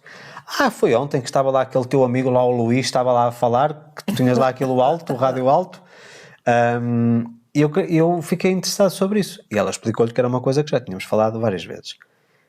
E o homenzinho começou isso faz sentido, e começou a mudar alguns comportamentos. E acreditas que uma dor que ele tinha na coluna, já há 4 ou 5 meses, uma dor que ele tinha muito forte, que desapareceu? E qual foi a conclusão a que chegamos? Era tudo ele a reprimir uma emoção, uma frustração que ele teve no trabalho, por causa de um cliente não lhe ter pago a tempo e horas, e era um cliente que era amigo ainda por cima, e sabes, quando existe aqui a relação de amizade é mais difícil, os amigos negócios à parte, certo? E ele andava ali a reprimir aquilo. Já sei, foi da técnica do elástico. Do pulso, sim.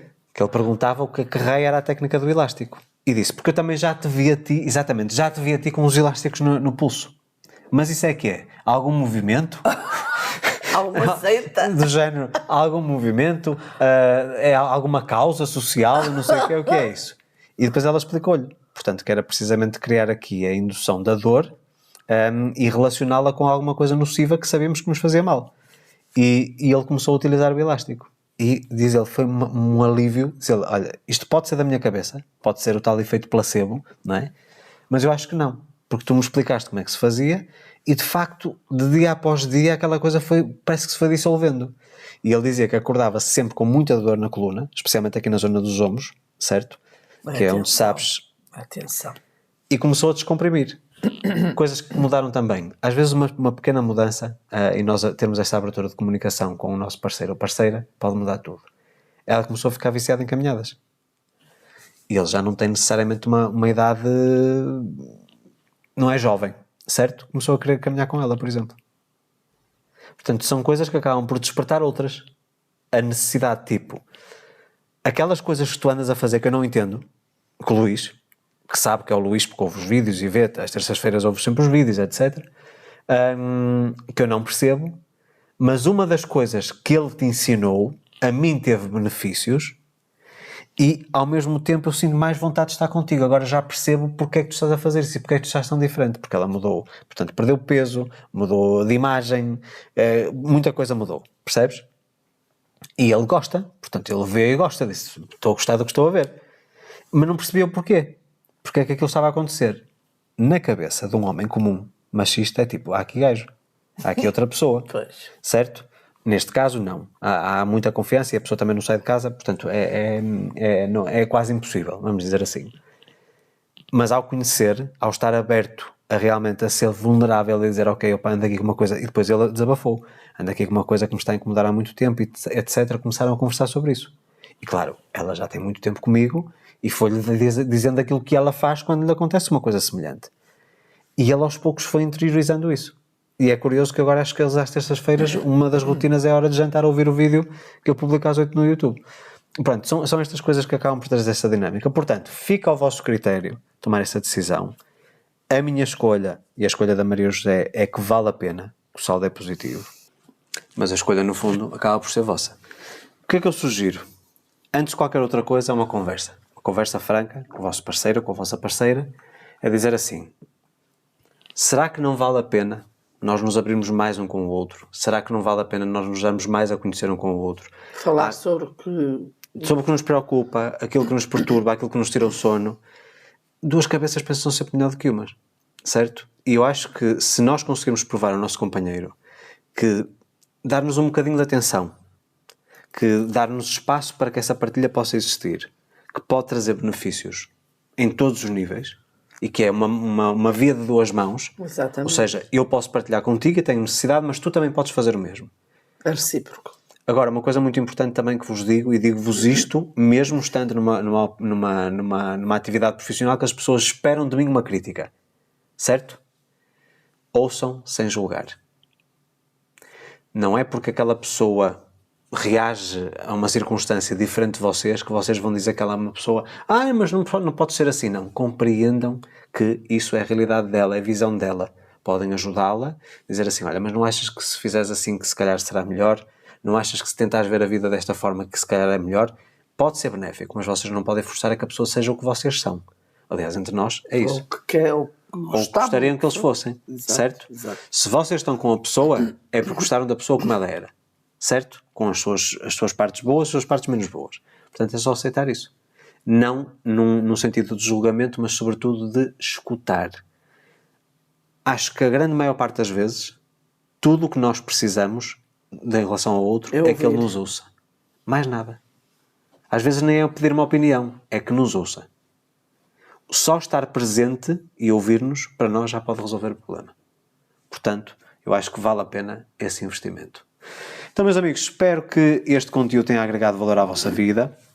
Ouçam com o vosso companheiro. Não se esqueçam, por favor, de encaminhar isto para os vossos amigos e colegas, todas as pessoas que vocês sabem que vão ser beneficiadas com este conteúdo.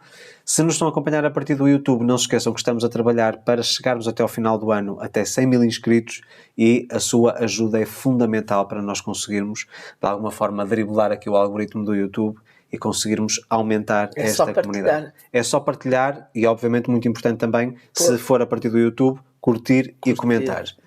Qual foi o principal insight que vocês tiveram deste episódio? Se estiverem a ouvir tanto a partir do YouTube como no Spotify, deixem nos comentários o vosso feedback. Meus amigos, a todos uma fantástica semana, a nossa imensa gratidão pela vossa audiência, e voltaremos para a semana com mais um episódio do Santos da Casa. Não fazem milagres. Um forte abraço, até à próxima. Boa semana para todos.